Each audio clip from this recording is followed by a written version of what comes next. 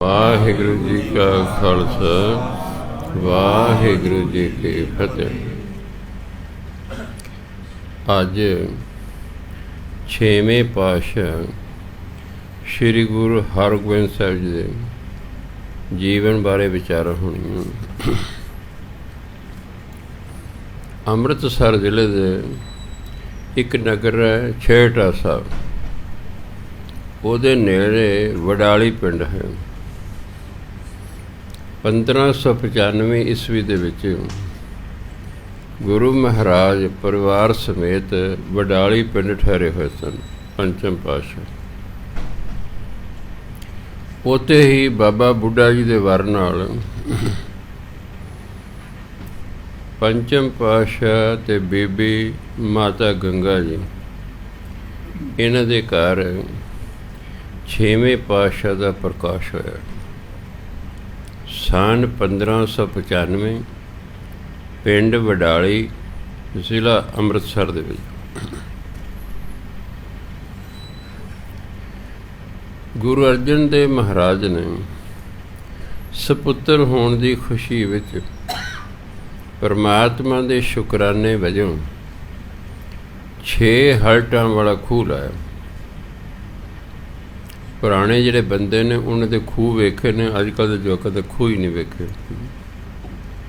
ਖੂਹ ਦੇ ਵਿੱਚ ਟਿੰਡਾਂ ਹੁੰਦੀਆਂ ਸੀ, ਇੱਕ ਲੱਕੜੀ ਦੀ ਗਾਦੀ ਹੁੰਦੀ ਸੀ ਜਿਹਦੇ ਨਾਲ ਜਿਹੜੇ ਬਲਦ ਜੋੜੇ ਹੁੰਦੇ ਸਨ, ਉਹ ਚੱਲਦੇ ਰਹਿੰਦੇ ਸਨ। ਟਿੰਡਾਂ ਪਾਣੀ ਭਰ ਭਰ ਕੇ ਬਾਹਰ ਡੋਲਦੀਆਂ ਸਨ। ਇਸ ਪ੍ਰਕਾਰ ਇੱਕੋ ਹੀ ਸਮੇਂ 6 ਖੂਹ ਚੱਲਿਆ ਕਰਦੇ ਸਨ। ਕਈ ਇਲਾਕਿਆਂ 'ਚ ਹਲਟ ਕਹਿੰਦੇ ਨੇ, ਕਈ ਇਲਾਕਿਆਂ 'ਚ ਹਰਟ ਕਹਿੰਦੇ ਨੇ, ਕਈ ਇਲਾਕੇ 'ਚ ਹਰਹਟ ਕਹਿੰਦੇ ਨੇ। ਸੋ 6 ਹਲਟਾਂ ਵਾਲਾ ਖੂਹ ਲਾਇਆ। ਬਾਅਦ ਦੇ ਵਿੱਚ ਹਲਟ ਦੀ ਥਾਂ 'ਤੇ ਹਰਟ ਬਣ ਗਿਆ। 6 ਹਰਟਾਂ, ਜਿਹਨੂੰ ਛੇਹਰਟਾ ਸਾਹਿਬ ਵੀ ਕਹਿੰਦੇ, ਉੱਥੇ ਨਗਰ ਵਸ ਗਿਆ। ਅੱਜ ਕੱਲ੍ਹ ਬੜਾ ਪ੍ਰਸਿੱਧ ਨਗਰ ਹੈ ਅੰਮ੍ਰਿਤਸਰ ਦਾ। ਉਹ ਖੂਹ ਲਾਇਆ ਉਹਨਾਂ ਨੇ। ਪ੍ਰਿਥੀ ਚੰਦ, ਜਿਹੜਾ ਗੁਰੂ ਅਰਜਨ ਦੇਵ ਮਹਾਰਾਜ ਦਾ ਵੱਡਾ ਭਰਾ ਸੀ, ਉਹ ਇਸ ਗੱਲੋਂ ਨਾਰਾਜ਼ ਸੀ ਆਪਣੇ ਭਰਾ ਨਾਲ ਕਿ ਮੇਰਾ ਹੱਕ ਬਣਦਾ ਸੀ, ਮੈਂ ਘਰ 'ਚ ਵੱਡਾ ਸੀ, ਮੈਨੂੰ ਗੁਰਗੱਦੀ ਮਿਲਣੀ ਚਾਹੀਦੀ ਸੀ। ਮੇਰੇ ਪਿਤਾ ਨੇ ਮੇਰੇ ਨਾਲ ਬੇਇਨਸਾਫੀ ਕੀਤੀ, ਮੈਨੂੰ ਗੁਰਗੱਦੀ ਨਹੀਂ ਦਿੱਤੀ, ਮੇਰੇ ਛੋਟੇ ਭਰਾ ਨੂੰ ਦਿੱਤੀ। ਅੰਦਰ ਈਰਖਾ ਹੈ। ਇਸ ਲਈ ਉਹਨੇ 6ਵੇਂ ਪਾਤਸ਼ਾਹ ਨੂੰ ਮਰਵਾਉਣ ਦੀ ਕੋਸ਼ਿਸ਼ ਕੀਤੀ। ਜਿਹੜੀ ਸੋਭਾਦਾਈ ਸੀ, ਬੱਚੇ ਨੂੰ ਪਾਲਿਆ ਕਰਦੀ ਸੀ, ਉਹਨੂੰ ਬਹੁਤ ਸਾਰੇ ਪੈਸੇ ਲਾਲਚ ਦਿੱਤਾ ਕਿ ਤੂੰ ਆਹ ਜ਼ਹਿਰ ਲੈ ਲਾ, ਆਪਣੇ ਥਣਾਂ 'ਤੇ ਲਾ ਲਈ, ਅਤੇ ਉਹ ਫਿਰ ਬੱਚੇ ਦੇ ਮੂੰਹ 'ਚ ਥਣ ਪਾ ਦੇ, ਬੱਚੇ ਦੇ ਅੰਦਰ ਜ਼ਹਿਰ ਜਾਏਗੀ, ਬੱਚਾ ਮਰ ਜਾਵੇਗਾ, ਤੈਨੂੰ ਇੰਨਾ ਨਾਮ ਮਿਲੇਗਾ। ਉਹੀ ਗੱਲ ਹੋਈ, ਸੋਭਾਦਾਈ ਨੇ ਆਪਣੇ ਥਣਾਂ ਨੂੰ ਜ਼ਹਿਰ ਲਾ ਲਈ ਹੈ, ਬੱਚੇ ਦੇ ਮੂੰਹ 'ਚ ਪਾਉਣਾ ਚਾਹੁੰਦੀ ਹੈ, ਚਿੰਘਾਉਣਾ ਚਾਹੁੰਦੀ ਹੈ, ਪਰ ਬੱਚੇ ਨੇ ਮੂੰਹ ਬੰਦ ਕਰੀ ਰੱਖਿਆ ਹੈ, ਮੂੰਹ ਹੀ ਨਹੀਂ ਲਾਇਆ। ਨਤੀਜਾ ਕੀ ਨਿਕਲਿਆ ਕਿ ਕੁਝ ਸਮੇਂ ਬਾਅਦ ਉਹ ਜਿਹੜਾ ਜ਼ਹਿਰ ਸੀ ਉਹ ਸੋਭਾਦਾਈ 'ਤੇ ਅਸਰ ਕਰ ਗਿਆ, ਅਤੇ ਸੋਭਾਦਾਈ ਉੱਥੇ ਹੀ ਤੜਫ ਕੇ ਮਰ ਗਈ। ਫਿਰ ਜਿਹੜਾ ਰਸੋਈਆ ਸੀ ਦੁਨੀ ਚੰਦ, ਫਿਰ ਪ੍ਰਿਥੀ ਚੰਦ ਨੇ ਉਹਨੂੰ ਗੰਢਿਆ ਅਤੇ ਤੂੰ ਵੀ ਜਦੋਂ ਤੂੰ ਬੱਚੇ ਨੂੰ ਦਹੀਂ ਖਵਾਏਂਗਾ ਨਾ, ਉਹ 'ਚ ਜ਼ਹਿਰ ਪਾ ਦੇ, ਇਹ ਜ਼ਹਿਰ ਵਾਲਾ ਦਹੀਂ ਖਾਏਗਾ, ਮਰ ਜਾਵੇਗਾ। ਦੁਨੀ ਚੰਦ ਰਸੋਈਏ ਨੇ ਇਸਤਰੀ ਕੀਤਾ, ਬੱਚੇ ਦੇ ਮੂੰਹ 'ਚ ਪਾਉਂਦਾ ਦਹੀਂ, ਪਰ ਗੁਰੂ ਮਹਾਰਾਜ ਨੇ ਮੂੰਹ ਘੁੱਟ ਲਿਆ ਅਤੇ ਰੋਣਾ ਸ਼ੁਰੂ ਕਰਤਾ ਹੈ। ਮਾਤਾ ਪਿਤਾ ਰੋਣਾ ਸੁਣ ਕੇ ਜਦੋਂ ਆਏ, ਉਹਨਾਂ ਨੂੰ ਸ਼ੰਕਾ ਹੋ ਗਿਆ ਵੀ ਦਹੀਂ ਦੇ ਵਿੱਚ ਕੁਝ ਹੈ। ਕੋਲ ਇੱਕ ਕੁੱਤਾ ਸੀ, ਉਹਨਾਂ ਨੇ ਉਹ ਦਹੀਂ ਉਸ ਕੁੱਤੇ ਨੂੰ ਪਾਤਾ। ਕੁੱਤੇ ਨੇ ਜਦ ਦਹੀਂ ਖਾਧਾ, ਉਹ ਕੁਝ ਸਮੇਂ ਬਾਅਦ ਹੀ ਤੜਫ ਤੜ ਕੇ ਮਰ ਗਿਆ। ਗੁਰੂ ਮਹਾਰਾਜ ਨੇ ਸਾਹਿਬ ਸੁਭਾਏ ਕਿਹਾ, ਤੁਹਾਡਾ ਸਤਿਆਨਾਸ਼ ਹੋਇਆ, ਤੁਹਾਡਾ ਨਿਕਲੀ ਜਾਂਦਾ ਮੂੰਹ। ਅਤੇ ਦੁੜੀ ਚੰਦ ਜਿਹੜਾ ਸੀ ਉੱਥੇ ਹੀ ਕੁਝ ਸਮੇਂ ਬਾਅਦ ਮਰ ਗਿਆ। ਫਿਰ ਪ੍ਰਿਥੀ ਚੰਦ ਨੇ ਇੱਕ ਸਪੇਰੇ ਨੂੰ ਭੇਜਿਆ ਕਿ ਤੂੰ ਖਿਆਲ ਰੱਖੀ, ਜਦੋਂ ਬੱਚਾ ਇਕੱਲਾ ਹੋਵੇ ਸੱਪ ਛੱਡ ਦੇ, ਵੀ ਆਪਣੀ ਬੀਨ ਵਜਾਉਂਦਾ ਰਹੀਂ, ਬੱਚਾ ਬੀਨ ਦੀ ਆਵਾਜ਼ ਸੁਣ ਕੇ ਆਵੇਗਾ, ਫਿਰ ਜਾਂ ਤੂੰ ਜ਼ਹਿਰੀਲਾ ਸੱਪ ਛੱਡ ਦੇਂ, ਉਹ ਬੱਚੇ ਡੰਗ ਮਾਰੇਗਾ, ਬੱਚਾ ਮਰ ਜਾਏਗਾ।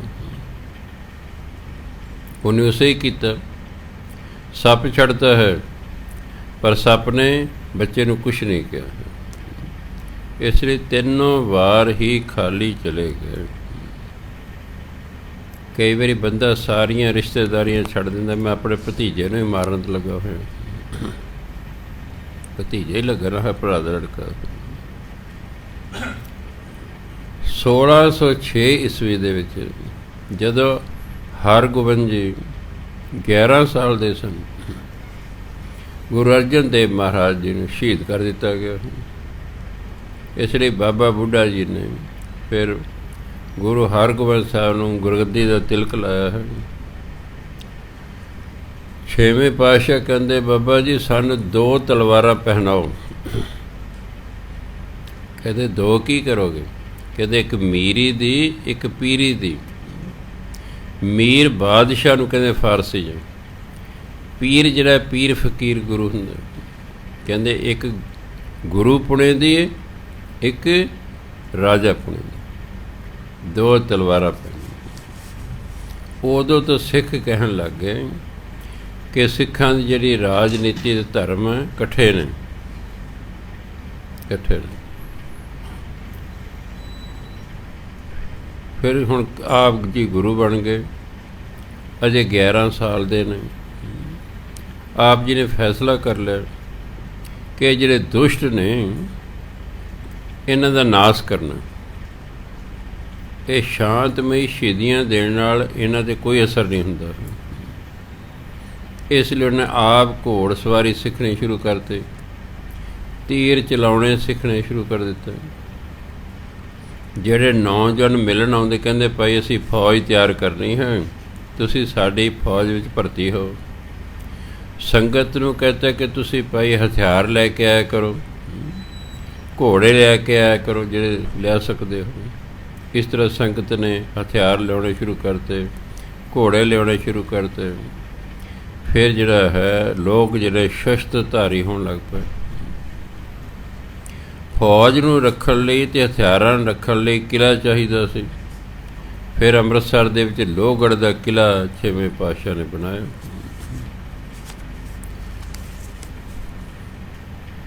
ਪ੍ਰਿਥੀ ਚੰਦ ਦਾ ਲੜਕਾ ਸੀ ਮਿਹਰਬਾਨ।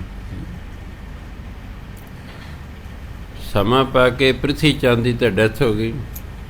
ਉਹਦਾ ਲੜਕਾ ਸੀ ਮਿਹਰਬਾਨ। ਉੱਧਰ ਕਿਉਂਕਿ ਚੰਦੂ ਲਾਲ ਸੀ, ਜਿਹਦੀ ਲੜਕੀ ਦਾ ਰਿਸ਼ਤਾ 6ਵੇਂ ਪਾਤਸ਼ਾਹ ਨੇ ਨਾ ਕਰਤੀ ਸੀ ਆਪਣੇ ਪੁੱਤਰ ਲਈ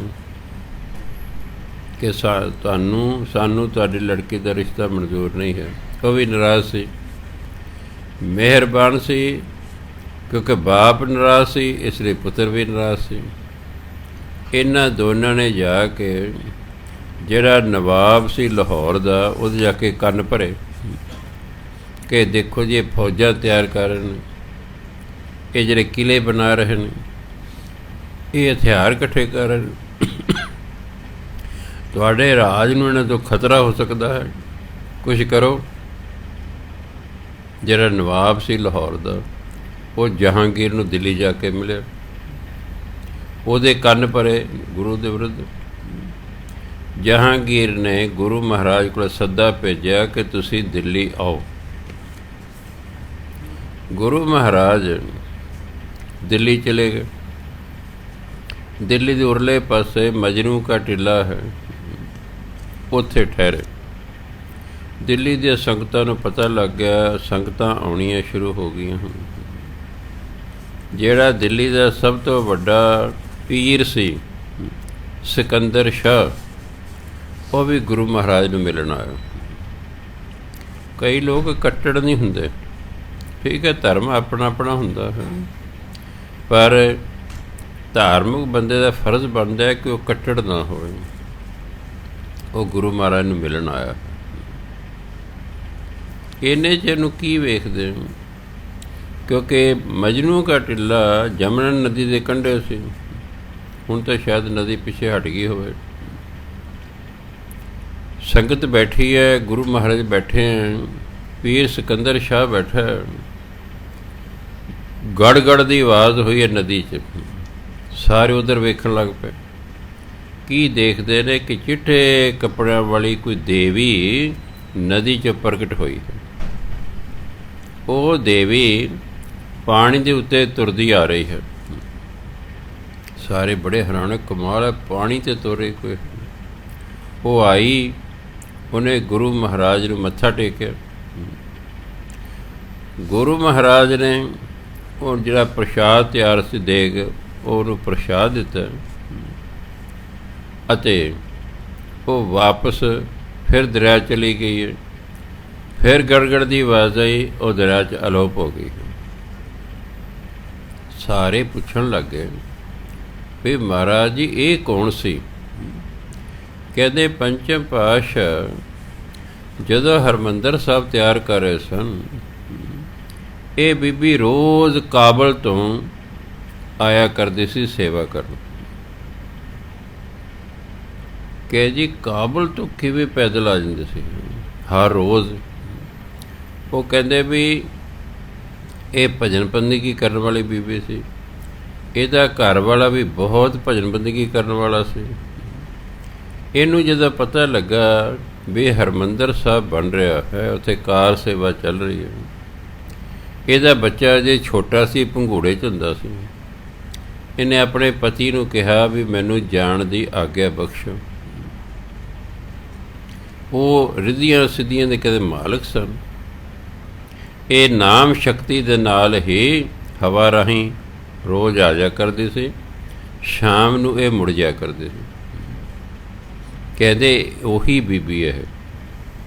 ਇਹ ਫਿਰ ਸਵਰਗਵਾਸ ਹੋਣ ਤੋਂ ਬਾਅਦ ਦੇਵ ਨਗਰੀ ਪਹੁੰਚੀ, ਜਿੱਥੇ ਦੇਵਤੇ ਹੁੰਦੇ ਨੇ। ਇਹ ਅੱਜ ਸਾਨੂੰ ਮਿਲਣ ਆਈ ਸੀ। ਸਾਰੇ ਬੜੇ ਹੈਰਾਨ ਹੋਏ, ਖੁਸ਼ ਵੀ ਹੋਏ। ਫਿਰ ਜਹਾਂਗੀਰ ਨੂੰ ਜਦੋਂ ਮਿਲੇ, ਰਾਜੇ ਹੁੰਦੇ ਤੇ ਚਲਾਕ ਨੇ, ਸਿਆਣੇ ਹੋਣ ਨਾ ਹੋਣ ਚਲਾਕ ਹੁੰਦੇ ਨੇ। ਆਮ ਬੰਦੇ ਮੈਂ ਵੇਖਿਆ ਸਿਆਣੇ ਤੇ ਮਸਾਂ 20% ਲੋਕ ਹੁੰਦੇ ਨੇ, ਚਲਾਕ ਬਥੇਰੇ ਹੁੰਦੇ ਨੇ। ਜਿਹੜੇ ਤੁਹਾਡੇ ਨਾਲ ਧੋਖਾ ਕਰਦੇ ਨਾ, ਇਹ ਸਭ ਚਲਾਕ ਲੋਕ ਹੁੰਦੇ। ਮਿੱਠੇ ਬਣ ਕੇ ਤੁਹਾਡੇ ਤੋਂ ਉਧਾਰ ਲੈ ਲਿਆ, ਮੁੜ ਕੇ ਮੋੜਦੇ ਨਹੀਂ ਹੈਗੇ। ਸੋ ਜਹਾਂਗੀਰ ਨੇ ਸੋਚਿਆ ਵੀ ਇਹ ਫੌਜ ਵੀ ਤਿਆਰ ਕਰ ਰਹੇ ਨੇ, ਇਹ ਕਿਲੇ ਵੀ ਬਣਾ ਰਹੇ ਹਨ। ਜੇ ਪੰਜਾਬ 'ਚ ਰਹੇ ਤਾਂ ਇਹ ਬਹੁਤ ਮਜ਼ਬੂਤ ਹੋ ਜਾਣਗੇ, ਕਿ ਉਹਨਾਂ ਨੂੰ ਪੰਜਾਬ ਤੋਂ ਦੂਰ ਲੈ ਜਾਈਏ। ਕਿਉਂਕਿ ਕਿਸੇ ਵੀ ਪਾਸੇ ਤੁਸੀਂ ਤੁਰਨਾ, ਤੁਹਾਨੂੰ ਲੀਡਰ ਦੀ ਲੋੜ ਹੁੰਦੀ ਹੈ। ਲੀਡਰ ਨੇ ਬਾਕੀਆਂ ਦੀ ਅਗਵਾਈ ਕਰਨੀ ਹੁੰਦੀ ਹੈ। ਵੀ ਇਹਨਾਂ ਨੂੰ ਮੈਂ ਦੱਖਣੀ ਭਾਰਤ ਚ ਦੱਖਣੀ ਭਾਰਤ ਹੀ ਲੈ ਜਾਂਦਾ, ਇਹ ਪੰਜਾਬ ਤੋਂ ਦੂਰ ਹੋ ਜਾਣਗੇ, ਫਿਰ ਜਿਹੜਾ ਹੈ ਕੌਮ ਇਕੱਠੀ ਨਹੀਂ ਰਹਿ ਸਕੇਗੀ। ਕਹਿੰਦੇ ਜੀ ਮੈਂ ਦੱਖਣੀ ਭਾਰਤ ਨੂੰ ਚੱਲਿਆ, ਮੇਰੀ ਬੇਨਤੀ ਹੈ ਮੇਰੇ ਨਾਲ ਚੱਲੋ। ਗੁਰੂ ਮਹਾਰਾਜ ਕੇ ਚਲੋ ਜੀ, ਚੱਲ ਪੈਣੇ। ਗੁਰੂ ਮਹਾਰਾਜ ਨਾਲ ਹੋ ਗਏ। ਜਦੋਂ ਆਗਰੇ ਪਹੁੰਚੇ, ਉੱਥੇ ਸਿੱਖ ਸੰਗਤ ਬਹੁਤ ਸੀ। ਗੁਰੂ ਮਹਾਰਾਜ ਉੱਥੇ ਠਹਿਰ ਗਏ, ਰਾਜਾ ਵੀ ਉੱਥੇ ਠਹਿਰ ਗਿਆ ਹੈ। ਜਦੋਂ ਸਿੱਖਾਂ ਨੂੰ ਪਤਾ ਲੱਗਾ, ਉਹ ਆਉਣੇ ਸ਼ੁਰੂ ਹੋ ਗਏ। ਜਿਹੜਾ ਆਗਰੇ ਦਾ ਸਭ ਤੋਂ ਵੱਡਾ ਕਾਜ਼ੀ ਸੀ ਸਰਾਰ ਦੀਨ, ਉਹਨੂੰ ਵੀ ਪਤਾ ਲੱਗਾ ਵੀ 6ਵੇਂ ਪਾਤਸ਼ਾਹ ਨੇ, ਉਹ ਵੀ ਮਿਲਣ ਆ ਗਏ। ਗੁਰੂ ਮਹਾਰਾਜ ਸਤਿਕਾਰ ਕੀਤਾ, ਬਿਠਾਇਆ ਬੜੇ ਪਿਆਰ ਨਾਲ। ਉਹ ਕੀ ਦੇਖਦਾ ਵੀ ਜਿਹੜਾ ਵੀ ਸਿੱਖ ਆਉਂਦਾ ਹੈ, ਗੁਰੂ ਮਹਾਰਾਜ ਦੇ ਚਰਨਾਂ 'ਤੇ ਮੱਥਾ ਟੇਕਦਾ ਹੈ, ਫਿਰ ਆਪਣੀ ਥਾਂ 'ਤੇ ਬਹਿ ਜਾਂਦਾ ਹੈ। ਉਹ ਦੇਖਦਾ ਰਿਹਾ। ਉਹ ਪੁੱਛਦਾ ਵੀ ਮਹਾਰਾਜ ਜੀ ਇਹ ਤੁਹਾਡੇ ਸਿੱਖ ਤੁਹਾਨੂੰ ਮੱਥਾ ਕਿਉਂ ਟੇਕਦੇ ਹਨ? ਕਹਿੰਦੇ ਕੋਈ ਨਹੀਂ, ਹੁਣੇ ਹੀ ਦੱਸ ਦਿਓ ਤੁਹਾਨੂੰ।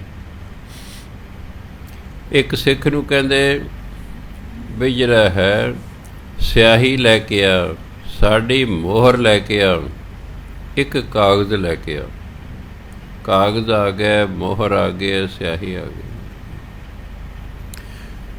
ਕਾਜ਼ੀ ਨੂੰ ਕਹਿੰਦੇ ਕਾਜ਼ੀ ਜੀ ਆਹ ਮੋਹਰ ਪੜ੍ਹੋ। ਮੋਹਰ ਹੈ ਤੇ ਫਾਰਸੀ ਦੇ ਵਿੱਚ ਹੀ ਸੀ, ਪਰ ਮੋਹਰ ਦੇ ਅੱਖਰ ਪੁੱਠੇ ਹੁੰਦੇ ਨੇ। ਜਿਨ੍ਹਾਂ ਕਦੇ ਮੋਹਰ ਵੇਖੀ ਹੈ ਉਹਦੇ ਅੱਖਰ ਪੁੱਠੇ ਹੁੰਦੇ ਨੇ, ਪੜ੍ਹਨੇ ਬੜੇ ਔਖੇ ਹੁੰਦੇ ਨੇ। ਕਾਜ਼ੀ ਕਹਿੰਦਾ ਜੀ ਪਤਾ ਨਹੀਂ ਲੱਗ ਰਿਹਾ ਕੀ ਲਿਖਿਆ। ਗੁਰੂ ਮਹਾਰਾਜ ਸਿੱਖ ਨੂੰ ਕਿਹਾ ਭਾਈ ਕਾਗਜ਼ 'ਤੇ ਸਾਡੀ ਮੋਹਰ ਲਾ ਦੇ। ਉਹਨੇ ਮੋਹਰ ਲਾਤੀ, ਅੱਖਰ ਸਿੱਧੇ ਹੋ ਗਏ। ਹਾਂ ਕਾਜ਼ੀ ਜੀ ਹੁਣ ਪੜ੍ਹੋ। ਫਿਰ ਉਹਨੇ ਪੜ੍ਹਤਾ। ਕਹਿੰਦੇ ਕਾਜ਼ੀ ਜੀ ਇਸੇ ਤਰ੍ਹਾਂ ਕਈ ਸਿੱਖਾਂ ਦੇ ਲੇਖ ਪਰਮਾਤਮਾ ਨੇ ਪੁੱਠੇ ਲਿਖੇ ਹੁੰਦੇ ਹਨ। ਜਦੋਂ ਉਹ ਗੁਰੂ ਦੇ ਚਰਨਾਂ 'ਤੇ ਮੱਥਾ ਟੇਕਦੇ ਹਨ ਉਹਨਾਂ ਦੇ ਲੇਖ ਸਿੱਧੇ ਹੋ ਜਾਂਦੇ ਨੇ। ਇਸ ਕਰਕੇ ਸਿੱਖ ਮੱਥਾ ਟੇਕਦੇ ਨੇ। ਇਸੇ ਕਰਕੇ ਹੀ ਆਪਾਂ ਗੁਰੂ ਗ੍ਰੰਥ ਨੂੰ ਮੱਥਾ ਟੇਕਦੇ ਹਾਂ ਕਿ ਜੋ ਅਸੀਂ ਬਦਕਿਸਮਤੀ ਲਿਖਾ ਲਿਆਏ ਹਾਂ ਉਹ ਸਮਾਂ ਪਾ ਕੇ ਖੁਸ਼ਕਿਸਮਤੀ ਦੇ ਵਿੱਚ ਬਦਲ ਜਾਵੇ। ਇਸ ਲਈ ਬੜੇ ਪਿਆਰ ਨਾਲ ਪੂਰੀ ਤਰ੍ਹਾਂ ਮੱਥਾ ਟੇਕਣਾ ਚਾਹੀਦਾ ਹੈ। ਹਾਂ ਲੱਕ ਦੁਖਦਾ ਹੈ, ਠੀਕ ਹੈ, ਉਹ ਤਾਂ ਫਿਰ ਥੋੜ੍ਹੇ ਉੜੇ ਅਤੇ ਨਮਸਕਾਰ ਕਰਤੀ। ਅਗਰ ਗੋਡੇ ਠੀਕ ਨੇ, ਲੱਕ ਠੀਕ ਹੈ, ਤਾਂ ਬੜੇ ਪਿਆਰ ਨਾਲ ਫਿਰ ਗੋਡੇ ਟੇਕ ਕੇ ਫਿਰ ਮੱਥਾ ਟੇਕੀਦਾ ਗੁਰੂ ਮਹਾਰਾਜ ਨੂੰ। ਕਿਉਂਕਿ ਜਿੰਨੀ ਸ਼ਰਧਾ ਭਾਵਨਾ ਹੋਏਗੀ, ਜੋ ਸ਼ਰਧਾ ਕਰ ਸੇਮ ਦੇ ਗੁਰ ਪਾਰ ਉਤਾਰਨ। ਸੋ ਸ਼ਰਧਾ ਭਾਵਨਾ ਅੰਦਰ ਹੋਣੀ ਚਾਹੀਦੀ ਹੈ। ਸ਼ਰਧਾ ਹੋਏਗੀ ਤਾਂ ਫਿਰ ਪਿਆਰ ਵੀ ਹੋਏਗਾ। ਸ਼ਰਧਾ ਹੀ ਨਹੀਂ ਤੇ ਫਿਰ ਪਿਆਰ ਨਹੀਂ ਹੋ ਸਕਦਾ। ਤੇ ਜੇ ਅੰਦਰ ਪਿਆਰ ਹੈ ਗੁਰੂ ਪ੍ਰਤੀ ਤਾਂ ਜਿਨ ਪ੍ਰੇਮ ਕੀਓ ਤਿਨ ਹੀ ਪ੍ਰਭ ਪਾਇਓ, ਦਸਮ ਪਾਤਸ਼ਾਹ ਕਹਿੰਦੇ। ਇਸੇ ਤਰ੍ਹਾਂ ਹੀ ਇੱਕ ਦਿਨ ਇੱਕ ਘਾਹ ਖੋਤਣ ਵਾਲੇ ਗਰੀਬ ਬੰਦੇ ਨੂੰ ਪਤਾ ਲੱਗਾ ਸਿੱਖ ਨੂੰ ਕਿ ਗੁਰੂ ਨਾਨਕ ਦੀ ਗੱਦੀ ਦੇ ਜਿਹੜੇ 6ਵੇਂ ਗੁਰੂ ਨੇ ਉਹ ਆਏ ਨੇ। ਉਹਨੇ ਸੋਚਿਆ ਵੀ ਗੁਰੂ ਮਹਾਰਾਜ ਕੋਲ ਘੋੜੇ ਨੇ, ਉਹ ਘਾਹ ਤਿਆਰ ਕਰਕੇ ਵੇਚਿਆ ਕਰਦੇ ਸੀ ਮੰਡੀ 'ਚ। ਉਹਨੇ 2 ਪੰਡਾਂ ਘਾਹ ਤਿਆਰ ਕੀਤੇ, ਸਾਫ ਸੁਥਰਾ ਕੀਤਾ। ਇੱਕ ਪੰਡ ਬਾਜ਼ਾਰ 'ਚ ਵੇਚਤੀ, ਉਹਨੂੰ ਮਿਲੇ 2 ਪੈਸੇ। ਉਸ ਜ਼ਮਾਨੇ ਦੀ ਗੱਲ ਹੈ। 2 ਪੈਸੇ ਦੀ ਪੰਡ ਵਿਕੀ, ਉਹਨੇ 2 ਪੈਸੇ ਲੈ ਲਏ। ਇੱਕ ਪੰਡ ਉਹਨੇ ਬੰਨੀ ਵੀ ਗੁਰੂ ਮਹਾਰਾਜ ਦੇ ਘੋੜੇ ਨੂੰ ਪਾਵਾਂਗਾ। ਪੰਡ ਲੈ, ਪੰਡ 'ਤੇ ਸਿਰ 'ਤੇ ਚੁੱਕੀ ਹੈ, 2 ਪੈਸੇ ਕੋਲ ਨੇ। ਨੇੜੇ ਆਏ ਜਿੱਥੇ ਟੈਂਟ ਲੱਗੇ ਸਨ। ਹੁਣ ਉਹਨੇ ਤਾਂ ਗੁਰੂ ਮਹਾਰਾਜ ਪਹਿਲਾਂ ਦੇਖੇ ਹੀ ਨਹੀਂ ਸੀ। ਉਹ ਜਿਹੜੇ ਸੇਵਾਦਾਰ ਉਹਨਾਂ ਨੇ ਕਿਹਾ ਮੈਂ ਸੱਚੇ ਪਾਤਸ਼ਾਹ ਨੂੰ ਮਿਲਣਾ।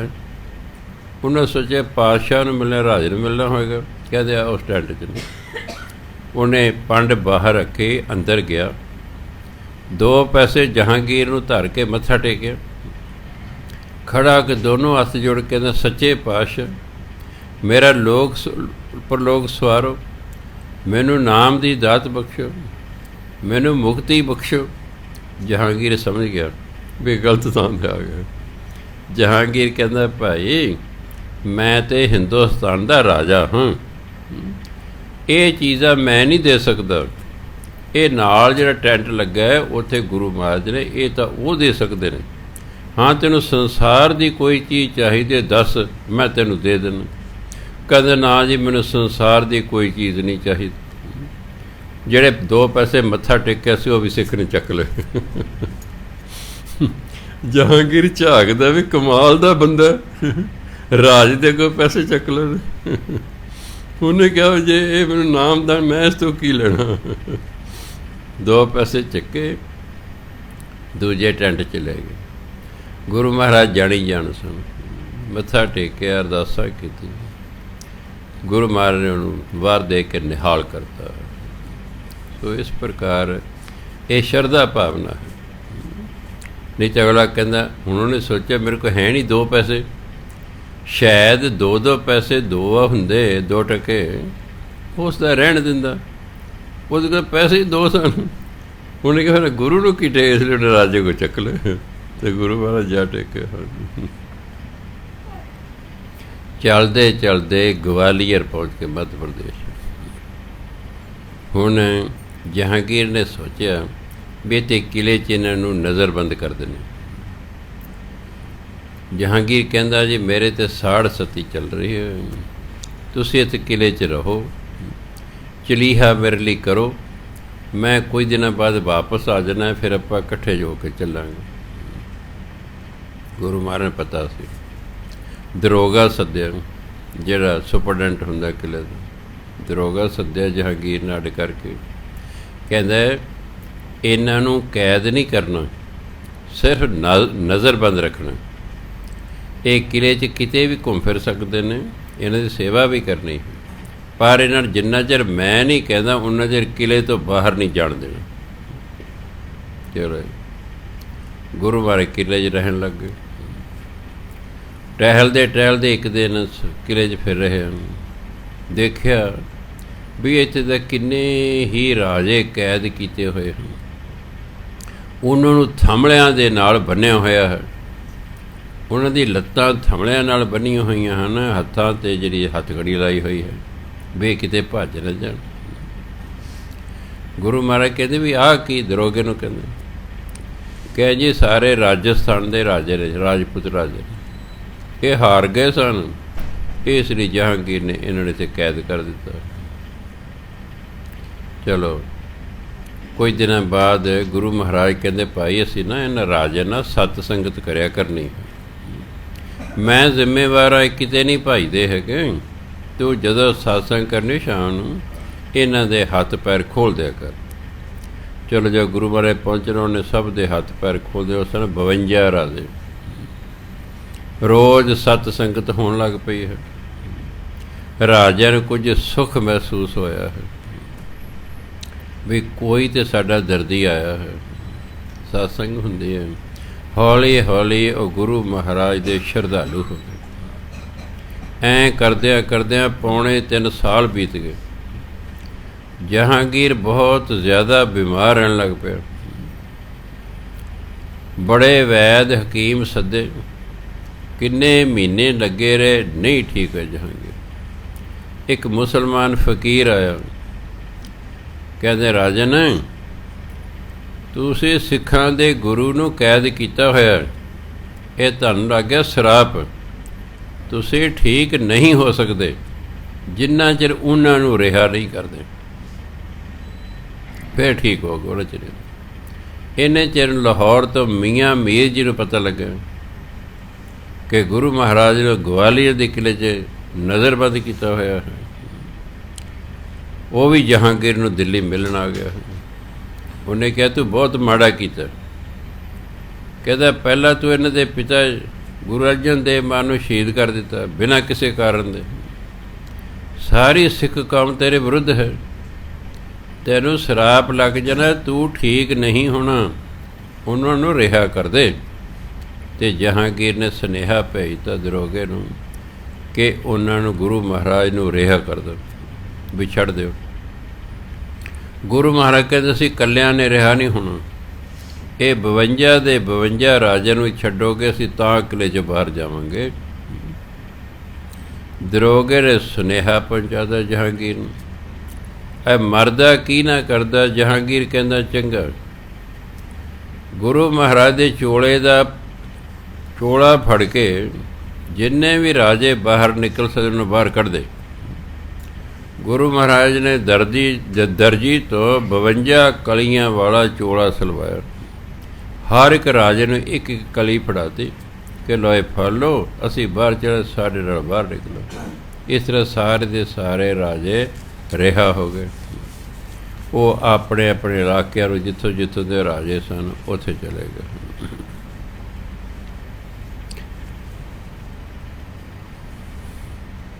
ਇਸੇ ਕਰਕੇ ਗੁਰੂ ਮਹਾਰਾਜ ਛੇ ਪਰ ਬੰਦੀ ਛੋੜ ਗੁਰੂ ਕਿਹਾ ਜਾਂਦਾ ਹੈ। ਬੰਦੀ ਹੁੰਦਾ ਕੈਦ, ਕੈਦ ਵਿੱਚੋਂ ਛਡਾਉਣ ਵਾਲੇ। ਨਹੀਂ ਤਾਂ ਉਹ ਸਾਰੀ ਉਮਰ ਲਈ ਉਹਨੂੰ ਕੈਦ ਕੀਤਾ ਸੀ ਰਾਜਾ ਨੇ। ਗੁਰੂ ਮਹਾਰਾਜ ਦੀ ਕਿਰਪਾ ਨਾਲ ਵਿਚਾਰੇ ਬਾਹਰ ਆ ਗਏ। ਜਹਾਂਗੀਰ ਨੇ ਗੁਰੂ ਮਹਾਰਾਜ ਨੂੰ ਕਿਹਾ ਵੀ ਆਓ ਅਜਮੇਰ ਚੱਲੀਏ, ਰਾਜਸਥਾਨ। ਉੱਥੇ ਚਲੇ, ਬੜੀ ਮੁਸਲਮਾਨਾਂ ਦੀ ਧਾਰਮਿਕ ਥਾਂ ਹੈ ਉਹ, ਜਿਵੇਂ ਸਾਡੇ ਲਈ ਹਰਿਮੰਦਰ ਸਾਹਿਬ ਨੇ, ਮੁਸਲਮਾਨਾਂ ਲਈ ਅਜਮੇਰ ਹੈ। ਉੱਥੇ ਚਲੇ, ਗੁਰੂ ਮਹਾਰਾਜ ਸੇ ਚਲੇ ਗਏ। ਰਾਜਾ ਨੂੰ ਪਤਾ ਲੱਗਿਆ ਹੈ, ਉਹ ਸਾਰੇ ਗੁਰੂ ਮਹਾਰਾਜ ਨੂੰ ਮਿਲਣ ਆਏ। ਉਹਨਾਂ ਬੇਨਤੀ ਕੀਤੀ ਹੈ ਵੀ ਕੁਝ ਸਮਾਂ ਸਾਡੇ ਇਲਾਕੇ 'ਚ ਰਹੋ। ਇਸ ਲਈ ਵਾਰੀ ਵਾਰੀ ਰਾਜਾ ਦੇ ਇਲਾਕਿਆਂ 'ਚ ਗੁਰੂ ਮਹਾਰਾਜ ਕੁਝ ਮਹੀਨੇ ਗਏ, ਫਿਰ ਉਹ ਵਾਪਸ ਦਿੱਲੀ ਆ ਗਏ। ਇੰਨੇ ਚਿਰ ਨੂੰ 1618 ਈਸਵੀ ਦੀ ਗੱਲ ਹੈ, ਰੋਪੜ ਜ਼ਿਲ੍ਹੇ ਜਿਹੜਾ ਹੈ ਤਾਰਾ ਚੰਦ ਰਾਜਾ ਸੀ ਨਾਲਾਗੜ੍ਹ ਦਾ। ਅੱਜ ਕੱਲ੍ਹ ਨਾਲਾਗੜ੍ਹ ਜਿਹੜਾ ਹੈ ਉਹ ਹਿਮਾਚਲ 'ਚ ਆ ਗਿਆ। ਇੱਥੋਂ ਦਾ ਰਾਜਾ ਸੀ। ਉਹਨੇ ਬਗਾਵਤ ਕਰਤੀ ਤਾਰਾ ਚੰਦ ਜਹਾਂਗੀਰ ਦੇ ਵਿਰੁੱਧ। ਜਹਾਂਗੀਰ ਉਹਨੂੰ ਹਰਾਉਣ ਲਈ ਆ ਰਿਹਾ। ਗੁਰੂ ਮਹਾਰਾਜ ਨੂੰ ਨਾਲ ਹੀ ਲਾਇਆ ਵੀ ਚਲੋ ਆਓ ਚੱਲੀਏ, ਤੁਸੀਂ ਕੀਰਤਪੁਰ ਸਾਹਿਬ ਨੂੰ ਜਾਣਾ, ਵਾਪਸ ਅਨੰਦਪੁਰ ਸਾਹਿਬ ਨੂੰ ਜਾਣਾ, ਉਹ ਤੁਹਾਨੂੰ ਲੈ ਜਿੱਥੇ ਗੁਰੂ ਮਹਾਰਾਜ ਜਨਮ ਤਾਂ ਅੰਮ੍ਰਿਤਸਰ ਹੀ ਰਿਹਾ ਕਰਦੇ ਸਨ। ਚਲੋ ਮੈਂ ਉੱਧਰ ਚੱਲਿਆ, ਮੇਰੇ ਨਾਲ ਚੱਲੋ। ਗੁਰੂ ਮਹਾਰਾਜ ਆ ਗਏ। ਗੁਰੂ ਮਹਾਰਾਜ ਨੇ ਵਿਚੋਲਾ ਬਣ ਕੇ ਨਾਲਾਗੜ੍ਹ ਦੇ ਰਾਜੇ ਦਾ ਅਤੇ ਜਹਾਂਗੀਰ ਦਾ ਆਪਸੀ ਸਮਝੌਤਾ ਕਰਾਤਾ। ਚਲੋ ਜਹਾਂਗੀਰ ਹੋਰ ਬਹੁਤ ਖੁਸ਼ ਹੋਇਆ ਵੀ ਲੜਾਈ ਝਗੜਾ ਨਹੀਂ ਕਰਨਾ ਪਿਆ, ਆਪਸੀ ਸਮਝੌਤਾ ਹੋ ਗਿਆ। ਹੁਣ ਜਹਾਂਗੀਰ ਨੇ ਸੋਚਿਆ ਵੀ ਸਿੱਖਾਂ ਨੂੰ ਵੀ ਖੁਸ਼ ਕਰਨਾ, ਸਿੱਖ ਮੇਰੇ ਨਾਲ ਬਹੁਤ ਜ਼ਿਆਦਾ ਨਾਰਾਜ਼ ਨੇ। ਇਸ ਲਈ ਚੰਦੂ ਲਾਲ, ਜਿਹਨੇ ਇੱਕ ਭੱਠੀ ਵਾਲੇ ਨੂੰ ਜਿਹੜਾ ਦਾਣੇ ਭੁੰਨਿਆ ਕਰਦਾ, ਉਹਨੂੰ ਭੜਭੂੰਜਾ ਵੀ ਪਿੰਡਾਂ 'ਚ ਕਹਿੰਦੇ, ਉਸ ਭੜਭੂੰਜੇ ਨੂੰ ਕਿਹਾ ਕਿ ਗੁਰੂ ਮਹਾਰਾਜ ਦੇ ਸਿਰ 'ਤੇ ਤਤੀ ਤਤੀ ਰੇਤਾ ਪਾਉਣਾ। ਜਹਾਂਗੀਰ ਨੇ ਸੋਚਿਆ ਵੀ ਚੰਦੂ ਲਾਲ ਨੂੰ ਸਿੱਖਾਂ ਦੇ ਹਵਾਲੇ ਕਰ ਦੇਣਾ, ਵੀ ਚਲੋ ਸਿੱਖ ਖੁਸ਼ ਹੋ ਜਾਣ। ਉਹਨਾਂ ਸਿੱਖਾਂ ਨੂੰ ਕਿਹਾ ਵੀ ਦੇਖੋ, ਮੈਂ ਕੋਈ ਹੁਕਮ ਨਹੀਂ ਸੀ ਦਿੱਤਾ ਵੀ ਤੁਸੀਂ ਪੰਚਮ ਪਾਤਸ਼ਾਹ ਤੱਤੀਆਂ ਤਵੀਆਂ 'ਤੇ ਬਿਠਾਓ। ਮੈਂ ਤਾਂ ਇੰਨੇ ਹੀ ਕਿਹਾ ਸੀ ਇਹਨਾਂ ਨੂੰ ਜੁਰਮਾਨਾ ਇਹਨਾਂ ਤੋਂ ਵਸੂਲ ਕਰੋ। ਇਹਨੇ ਕੀਤਾ ਆਪਣੀ ਮਰਜ਼ੀ, ਫੜ ਲਓ ਇਹਨੂੰ। ਜੋ ਸਿੱਖਾਂ ਨੇ ਫੜ ਲਿਆ, ਉਹਦੇ ਪਿੰਡ ਹੀ ਲੈ ਗਏ ਜਿੱਥੇ ਅੱਜ ਕੱਲ੍ਹ ਹਰਗੋਬਿੰਦਪੁਰ ਵਸਿਆ ਹੋਇਆ ਨਾ, ਉਹ ਚੰਦੂ ਲਾਲ ਦਾ ਪਿੰਡ ਸੀ।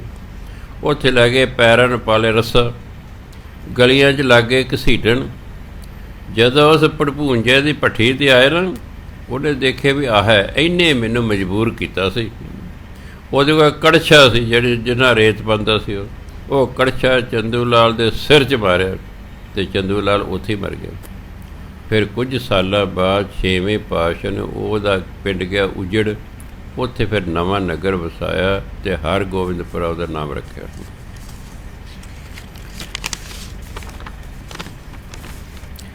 ਇਸ ਤਰ੍ਹਾਂ ਗੁਰੂ ਮਹਾਰਾਜ, ਕਿਉਂਕਿ ਅਜੇ ਅੰਮ੍ਰਿਤਸਰ ਹੀ ਸਨ, ਅੰਮ੍ਰਿਤਸਰ ਦੇ ਆਲੇ ਦੁਆਲੇ ਪ੍ਰਚਾਰ ਕਰ ਰਹੇ ਹਨ। ਸੰਗਰਾਣਾ ਪਿੰਡ ਹੈ ਅੰਮ੍ਰਿਤਸਰ ਤੋਂ ਕੁਝ ਕਿਲੋਮੀਟਰ ਦੂਰੀ 'ਤੇ, ਉਹਨੂੰ ਪਹਿਲਾਂ ਚੱਬਾ ਪਿੰਡ ਕਿਹਾ ਕਰਦੇ ਸਨ। ਚੱਬੇ ਪਿੰਡ ਦੀ ਇੱਕ ਬੀਬੀ ਦੇਸੋ ਸੀ, ਕਾਫੀ ਵੱਡੀ ਉਮਰ ਦੀ ਹੋ ਗਈ ਸੀ, ਘਰ ਪੁੱਤਰ ਕੋਈ ਨਹੀਂ ਸੀ। ਹਿੰਦੁਸਤਾਨ ਦੇ ਵਿੱਚ ਜਿਹੜਾ ਵੀ ਵਿਆਹ ਜਾਂਦਾ ਹੈ, ਉਹਦੀ ਇੱਛਾ ਹੁੰਦੀ ਹੈ ਉਹਦੇ ਘਰ ਪੁੱਤਰ ਹੋਵੇ, ਪੁੱਤਰੀ ਹੋਵੇ ਨਾ ਹੋਵੇ, ਇਸ ਤਰ੍ਹਾਂ ਉਹਨੂੰ ਕੋਈ ਲੈਣਾ ਦੇਣਾ ਨਹੀਂ ਹੈ, ਪੁੱਤਰ ਹੋਵੇ।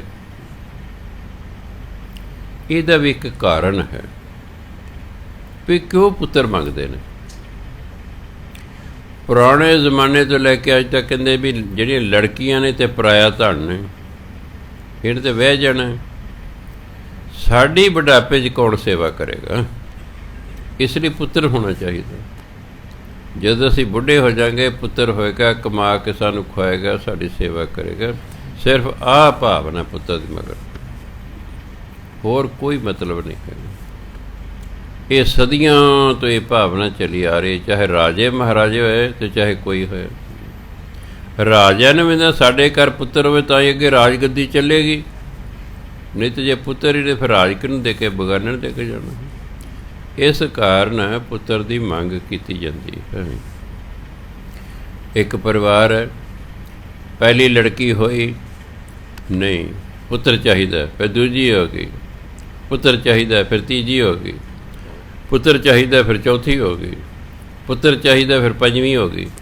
हुण वो परिवार दुखी है, गरीब परिवार है, बाप की कमाई बहुत घट है, पंजियां लड़कियां नूं पढ़ाउणा भी है, विआहुणा भी है। हुण चिंता लगी हुई है, डिप्रैशन में चले गए बाप, लड़का फिर भी ना होया। जे भागां 'च ही नहीं लिखिया कित्थों हो जाएगा।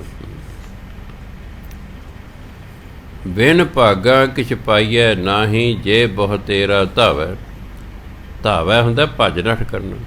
जिन्नी मर्जी भज नठ कर लो, मिलना तुहानूं उही है जो तुसीं भागां 'च लिखा के लैके आए हो। जां फिर कोई समर्थ होवे जिहड़ा तुहाडे भाग बदल देवे, नहीं तो किस्मत बदलनी बड़ी मुश्किल हुंदी है। बीबी देसो दे घर भी कोई पुत्र नहीं।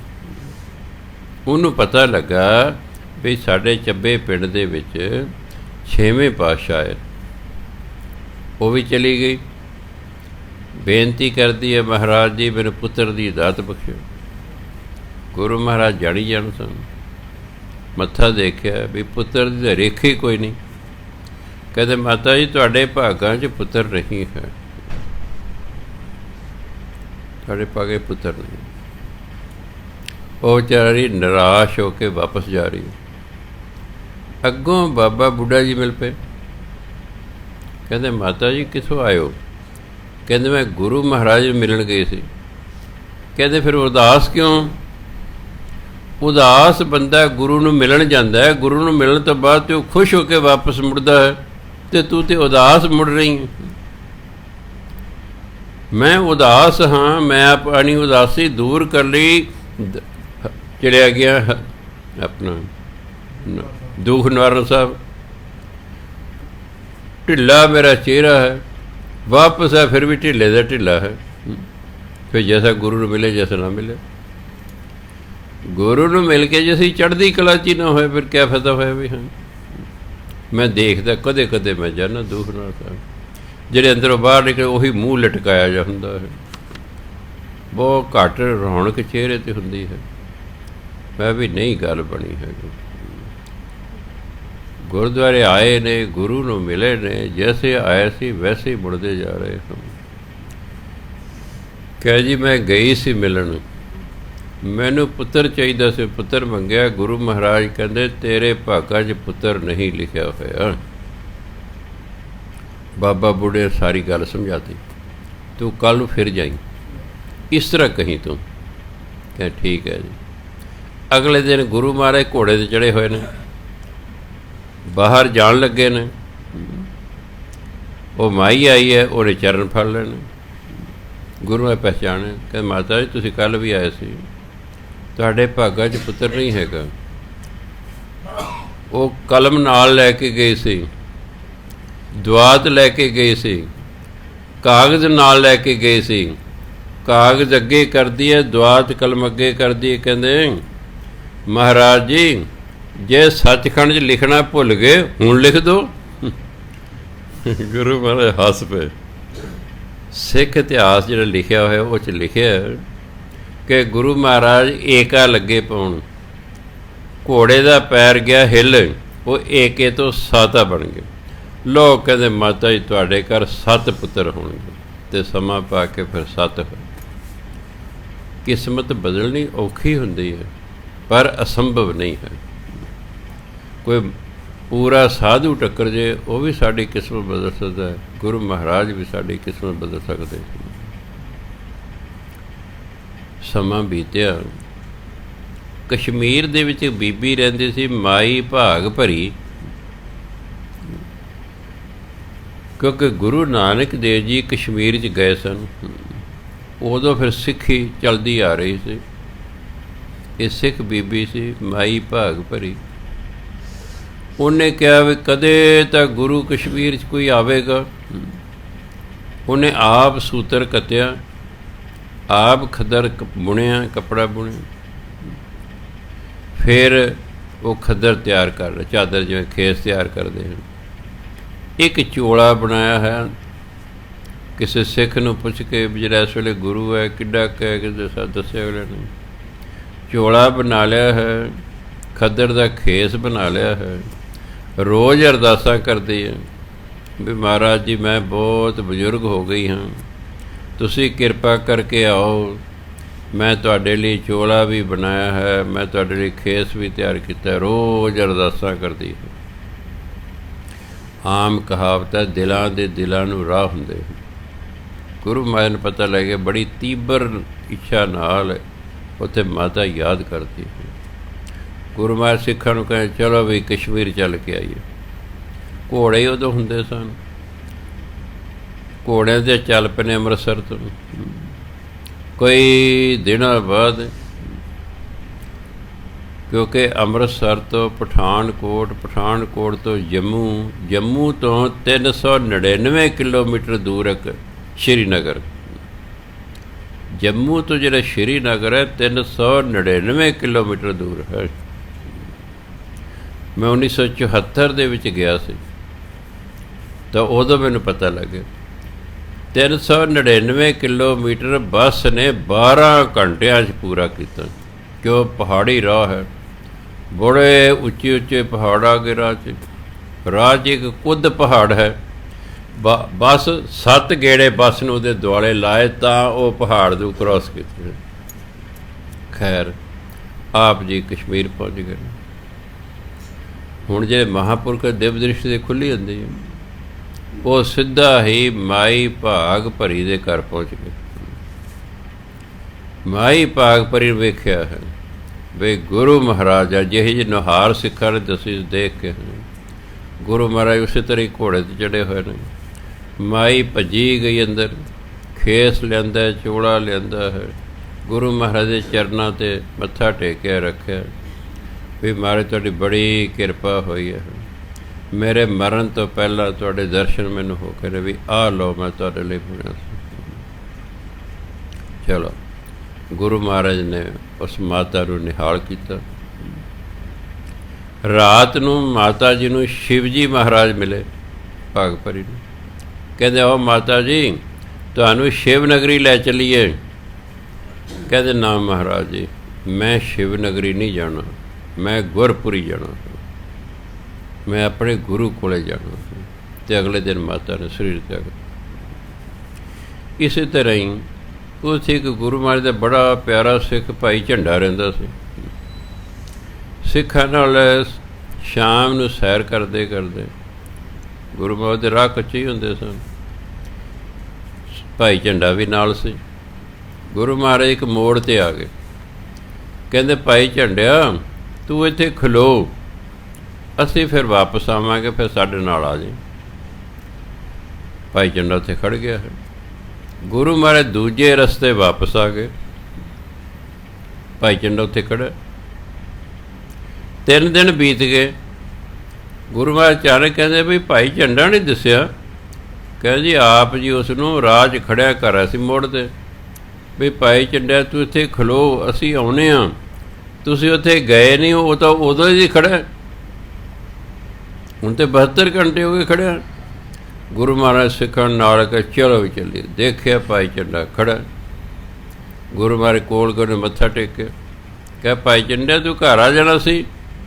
ਕਹਿ ਜੀ ਆਪ ਜੀ ਨੇ ਕਿਹਾ ਸੀ ਵੀ ਤੂੰ ਇੱਥੇ ਖਲੋ, ਅਸੀਂ ਆਉਂਦੇ ਹਾਂ ਫਿਰ ਚੱਲਾਂਗੇ, ਮੈਂ ਤੁਹਾਡੀ ਉਡੀਕ 'ਚ ਹੀ ਉਹਦੇ ਦਾ ਖੜ੍ਹਾ ਹਾਂ। ਗੁਰੂ ਮਹਾਰਾਜ ਜੱਫੀ ਪਾ ਲਈ, ਬਸ ਨਾਲ ਦੀ ਨਾਲ ਨਿਹਾਲ ਕਰਤਾ, ਜੰਮਣ ਮਰਨ ਸਿੱਖ ਦੇ ਕੱਟਦੇ। ਅਤੇ ਜਦੋਂ ਮੈਂ ਇਹ ਬਹੁਤ ਸਾਲ ਪਹਿਲਾਂ ਸਾਖੀ ਪੜ੍ਹੀ, ਮੈਂ ਭਾਈ ਝੰਡਾ ਤੇ 72 ਘੰਟਿਆਂ 'ਚ ਪ੍ਰਾਪਤੀ ਕਰ ਗਿਆ। ਜੈਵਣ ਸੇ ਜੇ ਤੈਨੂੰ 72 ਸਾਲਾਂ 'ਚ ਵੀ ਹੋਏ ਤਾਂ ਵੀ ਬੜੀ ਵੱਡੀ ਗੱਲ ਹੈ। ਹੁਕਮ ਮੰਨਿਆ ਨਾ, ਹੁਕਮ ਮੰਨਣਾ ਬਹੁਤ ਮੁਸ਼ਕਿਲ ਹੈ। ਮੈਂ ਦਿਲ ਸੋਚ ਰਿਹਾ ਜੇ ਮੈਂ ਹੁੰਦਾ ਭਾਈ ਝੰਡੇ ਦੀ ਥਾਂ 'ਤੇ ਮੈਂ ਘੰਟਾ ਉਡੀਕ ਕੇ ਆ ਜਾਣਾ ਸੀ ਵਾਪਸ। ਤੁਹਾਡੇ 'ਚ ਵੀ ਬਹੁਤੇ ਨੇ ਆ ਜਾਣਾ, ਗੁਰੂ ਮਹਾਰਾਜ ਭੁੱਲ ਗਏ, ਚਲੋ ਘਰ ਨੂੰ ਚੱਲੀਏ। ਨਹੀਂ, ਜਿਨ੍ਹਾਂ ਨੇ ਕੋਈ ਪ੍ਰਾਪਤੀ ਕਰਨੀ ਹੁੰਦੀ ਹੈ ਉਹ ਫਿਰ ਪਹਿਰਾ ਦਿੰਦੇ ਬੋਲਾਂ 'ਤੇ।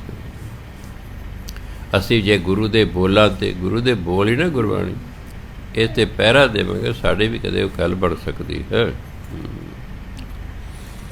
ਗੁਰੂ ਮਹਾਰਾਜ ਜਦੋਂ ਜਹਾਂਗੀਰ ਸਵਰਗਵਾਸ ਹੋਇਆ ਤਾਂ ਸਾਰੇ ਪਹਾੜੀ ਰਾਜੇ ਉਹਦੇ ਉੱਥੇ ਗਏ ਨੇ ਭੋਗ 'ਤੇ। ਵਾਪਸ ਆਉਂਦਿਆਂ ਜਿਹੜਾ ਤਾਰਾ ਚੰਦ ਸੀ, ਨਾਲਾਗੜ੍ਹ ਦਾ ਰਾਜਾ, ਉਹ ਗੁਰੂ ਮਹਾਰਾਜ ਨੂੰ ਮਿਲਿਆ, ਕਿਹਾ ਜੀ ਮੇਰੇ ਇਲਾਕੇ 'ਚ ਆਓ। ਗੁਰੂ ਮਹਾਰਾਜ ਉੱਥੇ ਗਏ, ਕਿਹਾ ਜੀ ਤੁਸੀਂ ਇਸ ਇਲਾਕੇ 'ਚ ਆ ਕੇ ਵਸੋ। ਗੁਰੂ ਮਹਾਰਾਜ ਨੂੰ ਜਿਹੜੀ ਕੀਰਤਪੁਰ ਸਾਹਿਬ ਜਗ੍ਹਾ ਹੈ ਇਹ ਪਸੰਦ ਆ ਗਈ। ਉਹਨਾਂ ਨੇ ਆਪਣੇ ਵੱਡੇ ਸਪੁੱਤਰ ਗੁਰਦਿੱਤਾ ਜੀ ਦੀ ਡਿਊਟੀ ਲਾਈ ਕਿ ਤੂੰ ਇੱਥੇ ਕੀਰਤਪੁਰ ਸਾਹਿਬ ਨਗਰ ਵਸਾ। ਰਾਜੇ ਨੇ ਵੀ ਨਾਲ ਮਦਦ ਕਰਨੀ ਸ਼ੁਰੂ ਕਰਤੀ ਵੀ ਜੋ ਕੁਝ ਤੁਹਾਨੂੰ ਚਾਹੀਦਾ ਸਮਾਨ ਅਸੀਂ ਤੁਹਾਨੂੰ ਦੇ ਦਿੰਦੇ ਹਾਂ। ਨਗਰ ਵਸਣਾ ਸ਼ੁਰੂ ਹੋ ਗਿਆ ਹੈ। ਇਹ ਹੈ 1627 ਈਸਵੀ ਦੀ ਗੱਲ, ਜਦੋਂ ਨਗਰ ਵਸਾਉਣਾ ਸ਼ੁਰੂ ਕੀਤਾ ਹੈ। ਉੱਥੇ ਪੀਰ ਬੁੱਢਣ ਸ਼ਾਹ ਰਹਿੰਦਾ। ਜਦੋਂ ਗੁਰੂ ਨਾਨਕ ਦੇਵ ਜੀ ਕੀਰਤਪੁਰ ਸਾਹਿਬ ਗਏ, ਜਿਹੜਾ ਸ਼ਹਿਰ ਅੰਦਰ ਸ਼ਹਿਰ ਜਦੋਂ ਆਪਾਂ ਵੜਨ ਨਹੀਂ ਲੱਗਦੇ ਆ, ਖੱਬੇ ਪਾਸੇ ਬਹੁਤ ਉੱਚੀ ਥਾਂ 'ਤੇ ਗੁਰਦੁਆਰਾ ਸਾਹਿਬ ਬਣਿਆ ਹੋਇਆ ਗੁਰੂ ਨਾਨਕ ਦੇ ਯਾਦ 'ਚ ਕੀਰਤਪੁਰ ਸਾਹਿਬ। ਬਹੁਤੇ ਲੋਕ ਤੇ ਬਾਬਾ ਬੁੱਢਾ ਜੀ ਅਤੇ ਬਾਬਾ ਗੁਰਦਿੱਤਾ ਜੀ ਦੇ ਦੋ ਸਥਾਨਾਂ 'ਤੇ ਜਾਂਦੇ ਨੇ। ਅੰਦਰ ਜਿਹੜਾ ਅਸਲੀ ਸਾਡਾ ਥਾਂ ਹੈ, ਜਿੱਥੇ ਆ ਕੇ 6ਵੇਂ ਪਾਤਸ਼ਾਹ ਠਹਿਰੇ, ਜਿੱਥੇ 7ਵੇਂ ਪਾਤਸ਼ਾਹ ਠਹਿਰੇ, ਜਿੱਥੇ 8ਵੇਂ ਪਾਤਸ਼ਾਹ ਦਾ ਪ੍ਰਕਾਸ਼ ਹੋਇਆ ਹੈ, ਜਿੱਥੇ 9ਵੇਂ ਪਾਤਸ਼ਾਹ ਨੇ ਬੈਠ ਕੇ ਤਪੱਸਿਆ ਕੀਤੀ, ਉਹਨਾਂ ਥਾਵਾਂ 'ਤੇ ਬਹੁਤ ਸਾਰੇ ਲੋਕ ਜਾਂਦੇ ਹੀ ਨਹੀਂ। ਉਹਦੇ ਇੱਕ ਕਾਰਨ ਵੀ ਹੈ, ਉੱਥੇ ਕੋਈ ਕਾਰ ਪਾਰਕਿੰਗ ਦਾ ਪ੍ਰਬੰਧ ਨਹੀਂ, ਸੰਗਤ ਇੰਨੀ ਹੁੰਦੀ ਹੈ, ਕਾਰਾਂ ਕਿੱਥੇ ਖੜੇ ਕਰਨ। ਇਸ ਲਈ ਉੱਥੇ ਜੇ ਪੀਰ ਬੁੱਢਣ ਸ਼ਾਹ ਜੀ ਉੱਥੇ ਰੌਣਕਾਂ ਲੱਗੇ ਨੇ, ਸੈਂਕੜੇ ਬੰਦੇ ਹਰ ਵਕਤ ਹੁੰਦੇ ਨੇ। ਜੇ ਬਾਬਾ ਗੁਰਦਿੱਤਾ ਜੀ ਚਲੇ ਜਾਓ, ਉੱਥੇ ਸੈਂਕੜੇ ਹੁੰਦੇ ਨੇ। ਪਰ ਉੱਥੇ ਵਿਚਾਰਾ ਜਦੋਂ ਅਸੀਂ ਗਏ, ਉਹ ਅੰਦਰ ਉਹ 8ਵੇਂ ਪਾਤਸ਼ਾਹ ਦਾ ਜਨਮ ਸਥਾਨ ਹੈ, ਉਹ ਇਕੱਲਾ ਪਾਈ ਬੈਠਾ ਵਿਚਾਰਾ। ਚਲੋ ਸਾਨੂੰ ਪਤਾਸੇ ਦਿੱਤੇ ਹੋਏ, ਸ਼ੁਕਰ ਹੈ ਕੋਈ ਤਾਂ ਆਇਆ ਮੱਥਾ ਟੇਕਣ ਤੇ। ਸੋ ਗੁਰੂ ਨਾਨਕ ਦੇਵ ਜੀ ਉਸ ਪਹਾੜੀ 'ਤੇ ਬੈਠੇ ਨੇ। ਅੰਮ੍ਰਿਤ ਵੇਲਾ ਜਿਹੜਾ ਬੁੱਢਣ ਸ਼ਾਹ ਦੂਜੀ ਸਾਹਮਣੇ ਪਹਾੜੀ 'ਤੇ ਬੈਠਦਾ। ਅੰਮ੍ਰਿਤ ਵੇਲਾ ਸੀ, ਟਿਕੀ ਹੋਈ ਰਾਤ ਸੀ। ਅੱਜ ਦੀ ਤਰ੍ਹਾਂ ਰੌਲਾ ਰੱਪਾ ਕੋਈ ਹੈ ਹੀ ਨਹੀਂ ਸੀ। ਆਬਾਦੀ ਤਾਂ ਹੈ ਹੀ ਉਸ ਇਲਾਕੇ ਹੈ ਨਹੀਂ ਸੀ ਆਬਾਦੀ। ਉਹ ਤਾਂ ਇਹਦੇ 6ਵੇਂ ਪਾਤਸ਼ਾਹ ਦੇ ਆਉਣ ਦੇ ਕੀਰਤਨ ਨਗਰ ਵਸਿਆ ਨਾ ਕੀਰਤਪੁਰ। ਜਦੋਂ ਰਬਾਬ ਵਜਾਈ ਮਰਦਾਨਾ ਜੀ ਅੰਮ੍ਰਿਤ ਵੇਲੇ, ਗੁਰੂ ਮਹਾਰਾਜ ਨੇ ਕੀਰਤਨ ਸ਼ੁਰੂ ਕਰਤਾ। ਪੀਰ ਬੁੱਢਣ ਸ਼ਾਹ ਦੇ ਕੰਨੀ ਪਿਆ। ਉਹਨੇ ਕਿਹਾ ਕੋਈ ਉਹ ਪੀਰ ਵੀ ਪਹੁੰਚਿਆ ਹੋਇਆ ਸੀ। ਉਹਨੇ ਕੋਈ ਕਾਮਲ ਬੰਦਾ ਆ ਗਿਆ ਹੈ। ਉਹਦੇ ਕੋਲ ਬੱਕਰੀਆਂ ਸਨ, ਬੱਕਰੀ ਦੇ ਦੁੱਧ ਚੋਇਆ, ਉਹਦੇ ਕੱਚੇ ਭਾਂਡੇ ਕੁੱਜੇ ਲਿਆ ਅਤੇ ਦੁੱਧ ਲੈ ਗਿਆ ਗੁਰੂ ਨਾਨਕ ਦੇਵ ਕੋਲ ਜਾ ਕੇ ਮੱਥਾ ਟੇਕੇ। ਆਪਣੇ ਬਾਰੇ ਦੱਸਿਆ ਹੈ। ਗੁਰੂ ਮਹਾਰਾਜ ਨੂੰ ਕਹਿੰਦਾ ਜੀ ਮੈਂ ਤੁਹਾਡੇ ਲਈ ਦੁੱਧ ਲੈ ਕੇ ਆ, ਦੁੱਧ ਛਕੋ। ਦੁੱਧ ਭੇਟ ਕਰਨ ਵਾਲਾ ਵੀ ਪੂਰਾ ਅਤੇ ਜਿਹਨੂੰ ਭੇਟ ਕੀਤਾ ਉਹ ਵੀ ਪੂਰਾ। ਗੁਰੂ ਮਹਾਰਾਜ ਪੀਰ ਜੀ, ਗੁਰੂ ਮਹਾਰਾਜ ਨੇ ਆਪਣਾ ਹੱਥ ਕੁੱਜੇ 'ਤੇ ਰੱਖਤਾ। ਪੀਰ ਜੀ ਅਸੀਂ ਹੁਣ ਨਹੀਂ ਤੁਹਾਡਾ ਦੁੱਧ ਪੀਂਦੇ, ਇਹ ਦੁੱਧ ਅਸੀਂ 6ਵੇਂ ਜਾਮੇ 'ਚ ਆ ਕੇ ਪੀਵਾਂਗੇ। ਜੋ ਮੈਂ ਪੜ੍ਹਿਆ ਪਹਿਲੀ ਵਾਰੀ, ਮੈਂ ਕਿਹਾ ਵੀ ਬੱਕਰੀ ਦਾ ਦੁੱਧ ਉਹ ਵੀ ਕੱਚਾ, ਅਤੇ 6ਵਾਂ ਜਾਮਾ 'ਤੇ ਆਇਆ ਸੀ 130 ਸਾਲ ਬਾਅਦ। ਵੀ ਇੰਨਾ ਸਮਾਂ ਕੱਚਾ ਦੁੱਧ ਕਿਵੇਂ ਰਹੇਗਾ। ਪਰ ਕਹਿਣ ਵਾਲਾ ਵੀ ਪੂਰਾ ਅਤੇ ਅੱਗੋਂ ਮੰਨਣ ਵਾਲਾ ਵੀ ਪੂਰਾ। ਉਹਨੇ ਇਹ ਨਹੀਂ ਕਿਹਾ ਵੀ ਮਹਾਰਾਜ ਜੀ ਅਤੇ ਕੱਚਾ ਦੁੱਧ ਹੈ, ਗਰਮੀ ਦਾ ਮਾ ਫੜ ਜਾਏਗਾ ਨਾ, ਪੂਰਾ ਆਇਆ। ਟੋਇਆ ਪੁੱਟਿਆ, ਕੁੱਜੇ ਦੇ ਉੱਤੇ ਚੱਪੜੀ ਦਿੱਤੀ ਹੈ, ਉੱਤੇ ਕੱਪੜਾ ਬੰਨ੍ਹਤਾ, ਟੋਏ ਦੇ ਵਿੱਚ ਦੱਬ ਦਿੱਤਾ ਵੀ ਜਦੋਂ 6ਵੇਂ ਜਾਮੇ 'ਚ ਆਉਣਗੇ ਆਪੇ ਪੀਣਗੇ। ਹੁਣ ਧਿਆਨ ਦੇਣਾ, ਦੁੱਧ ਕੱਚਾ ਦੁੱਧ ਘੰਟੇ 2 ਘੰਟੇ ਬਾਅਦ ਧਰਤੀ ਦੱਬਿਆ ਖਰਾਬ ਹੋ ਜਾਂਦਾ ਹੈ। ਪਰ ਨਹੀਂ, ਗੁਰੂ ਨਾਨਕ ਦੇਵ ਦੇ ਹੱਥ ਲੱਗ ਗਏ, ਹੱਥ ਲੱਗ ਕੇ ਕੁੱਜੇ 'ਤੇ। 6ਵੇਂ ਪਾਤਸ਼ਾਹ ਜਦੋਂ ਬਾਬਾ ਗੁਰਦਿੱਤਾ ਜੀ ਲੈ ਕੇ ਆਏ ਪਏ ਇੱਥੇ ਨਗਰ ਵਸਾਉਣਾ ਹੈ, ਛੇਵੇਂ ਪਾਤਸ਼ਾਹ ਪੀਰ ਬੁੱਢਣ ਸ਼ਾਹ ਨੂੰ ਮਿਲਣ ਗਏ। ਕਹਿੰਦੇ ਪੀਰ ਜੀ ਲਿਓ ਦੁੱਧ ਪਿਲਾਓ। ਫਿਰ ਉਹਨੇ ਦੇਖਿਆ ਵੀ ਇਹਨਾਂ ਦੀ ਸ਼ਕਲ ਗੁਰੂ ਨਾਨਕ ਵਰਗੀ ਨਹੀਂ ਹੈ। ਕਹੇ ਜੀ ਤੁਹਾਡੀ ਸ਼ਕਲ ਤਾਂ ਗੁਰੂ ਨਾਨਕ ਵਰਗੀ ਨਹੀਂ ਹੈ, ਮੈਨੂੰ ਕਿਵੇਂ ਵਿਸ਼ਵਾਸ ਆਵੇ ਕਿ ਤੁਸੀਂ ਉਹਨਾਂ ਦਾ ਛੇਵਾਂ ਜੰਮਾ ਹੋ। ਗੁਰੂ ਮਹਾਰਾਜ ਆਪਣੀ ਸ਼ਕਲ ਗੁਰੂ ਨਾਨਕ ਦੇਵ ਵਰਗੀ ਬਣਾ ਲਈ। ਪੀਰ ਬੁੱਢਣ ਸ਼ਾਹ ਨੇ ਦੇਖਿਆ ਵੀ ਹਾਂ ਇਹ ਹੀਰਾ, ਮੱਥਾ ਟੇਕਿਆ, ਕੁੱਜਾ ਕੱਢਿਆ, ਪਾੜਨੇ 'ਚ ਦੁੱਧ ਪਾ ਕੇ ਦਿੱਤਾ ਹੈ। ਦੁੱਧ ਉਸੇ ਤਰ੍ਹਾਂ ਹੀ ਹੈ, ਛੇਵੇਂ ਪਾਤਸ਼ਾਹ ਨੇ ਦੁੱਧ ਪੀਤਾ ਹੈ। ਕਹਿੰਦੇ ਮਹਾਰਾਜ ਜੀ ਮੈਂ ਸਿਰਫ ਇਸੇ ਸਮੇਂ ਦੀ ਉਡੀਕ 'ਚ ਜਿਉਂਦਾ ਹਾਂ। ਹੁਣ ਮੈਂ ਸਰੀਰ ਤਿਆਗਣ ਲੱਗਾ ਅਤੇ ਗੁਰੂ ਮਹਾਰਾਜ ਦੇ ਸਾਹਮਣੇ ਹੀ ਪੀਰ ਬੁੱਢਣ ਸ਼ਾਹ ਨੇ ਸਰੀਰ ਤਿਆਗ ਦਿੱਤਾ। ਗੁਰੂ ਮਹਾਰਾਜ ਨੇ ਬੰਦੇ ਸੱਦੇ, ਉਹਦੀ ਕਬਰ ਪੁੱਟੀ, ਪੀਰ ਨੂੰ ਉਹਦੇ ਵਿੱਚ ਆਪ ਦਫਨਾਇਆ ਹੈ ਅਤੇ ਉੱਤੇ ਸਮਾਧ ਬਣਾਤੀ ਹੈ, ਜਿੱਥੇ ਅੱਜ ਵੀ ਦੁਨੀਆ ਜਾ ਕੇ ਮੱਥੇ ਟੇਕਦੀ ਹੈ। ਉਹ ਛੇਵੇਂ ਪਾਤਸ਼ਾਹ ਨੇ ਸਮਾਧ ਬਣਾਈ ਸੀ। ਇਹ 1627 ਈਸਵੀ ਦੀ ਗੱਲ ਹੈ। 1628 ਈਸਵੀ 'ਚ ਮਾਤਾ ਗੰਗਾ ਜੀ ਪੰਚਮ ਪਾਤਸ਼ਾਹ ਦੇ ਮਹਿਲ, ਛੇਵੇਂ ਪਾਤਸ਼ਾਹ ਦੇ ਮਾਤਾ ਜੀ, ਉਹ ਅਕਾਲ ਚਲਾਣਾ ਕਰ। ਸਿੱਖ ਧਰਮ ਦੇ ਵਿੱਚ ਗੁਰੂ ਮਹਾਰਾਜ ਨੇ ਜਿਨ੍ਹਾਂ ਨੇ ਗੁਰੂ ਗ੍ਰੰਥ ਸਾਹਿਬ ਲਿਖਿਆ, ਭਾਈ ਗੁਰਦਾਸ ਜੀ, ਭਾਈ ਗੁਰਦਾਸ ਦੀ ਡਿਊਟੀ ਲਾਈ ਕਿ ਤੁਸੀਂ ਸਹਿਜ ਪਾਠ ਕਰੋ। ਪੋਥੀਆਂ ਹੁੰਦੀਆਂ ਸਨ ਉਦੋਂ, ਗੁਰੂ ਗ੍ਰੰਥ ਵੀ ਹੈਗਾ ਸੀ, ਕਿਉਂਕਿ ਅੰਮ੍ਰਿਤਸਰ 'ਚ ਹੀ ਰਹਿੰਦੇ ਸੀ। ਪੰਚਮ ਪਾਤਸ਼ਾਹ ਨੇ ਗੁਰੂ ਗ੍ਰੰਥ ਤਿਆਰ ਕਰ ਹੀ ਦਿੱਤਾ ਸੀ। ਤੁਸੀਂ ਸਹਿਜ ਪਾਠ ਕਰੋ ਉਹਨਾਂ ਦੀ ਮਾਤਾ ਜੀ ਦੇ ਨਿਮਿਤ। ਉਦੋਂ ਤੋਂ ਸਿੱਖ ਧਰਮ ਦੇ ਵਿੱਚ ਸਹਿਜ ਪਾਠ ਸ਼ੁਰੂ ਹੋਇਆ। ਫਿਰ 1629 ਭਾਈ ਗੁਰਦਾਸ ਜੀ ਨੇ ਸਰੀਰ ਤਿਆਗਿਆ, ਉਦੋਂ ਵੀ ਛੇਵੇਂ ਪਾਤਸ਼ਾਹ ਹਾਜ਼ਰ ਸਨ। 1631 'ਚ ਬਾਬਾ ਬੁੱਢਾ ਜੀ ਨੇ ਸਰੀਰ ਤਿਆਗਿਆ। ਬਾਬਾ ਬੁੱਢਾ ਜੀ ਉਧਰ ਰਮਦਾਸ ਗਏ ਹੋਏ ਸਨ ਆਪਣੇ ਪਿੰਡ, ਬਜ਼ੁਰਗ ਬਹੁਤ ਹੋ ਗਏ ਸਨ, ਕਿਉਂਕਿ ਬਾਬਾ ਬੁੱਢਾ ਜੀ ਉਮਰ ਬਹੁਤ ਲੰਮੀ ਸੀ। ਉਹਨਾਂ ਨੇ ਕਿਹਾ, ਕਿਉਂਕਿ ਪਤਾ ਲੱਗਦਾ ਬ੍ਰਹਮ ਗਿਆਨੀ ਨੇ ਅਸੀਂ ਹੁਣ ਸਰੀਰ ਤਿਆਗਣਾ, ਸਾਡਾ ਅੰਤਮ ਸਮਾਂ ਆ ਗਿਆ।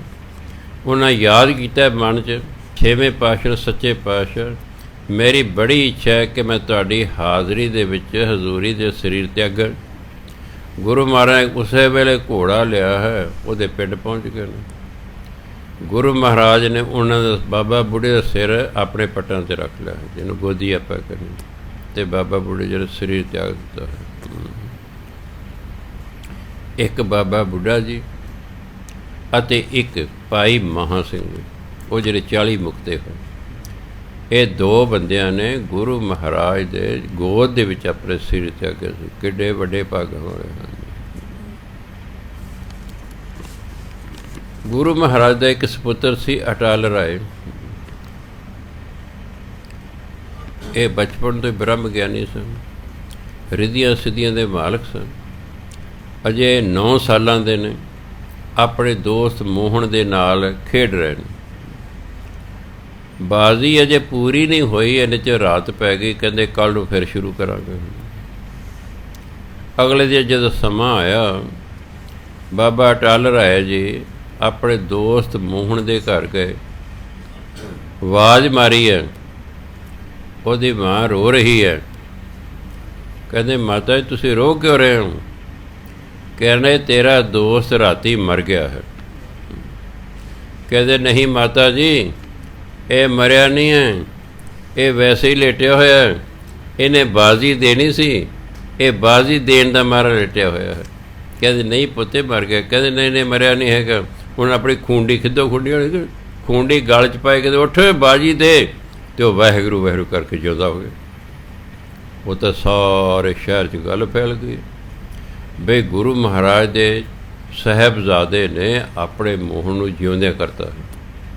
ਜਦੋਂ ਇਸ ਗੱਲ ਦਾ ਪਤਾ 6ਵੇਂ ਪਾਤਸ਼ਾਹ ਨੂੰ ਲੱਗਾ, ਉਹਨਾਂ ਸੱਦਿਆ ਅਟਲ ਰਾਏ ਨੂੰ। ਕਹਿੰਦੇ ਤੂੰ ਇਹ ਕੀ ਕੀਤਾ?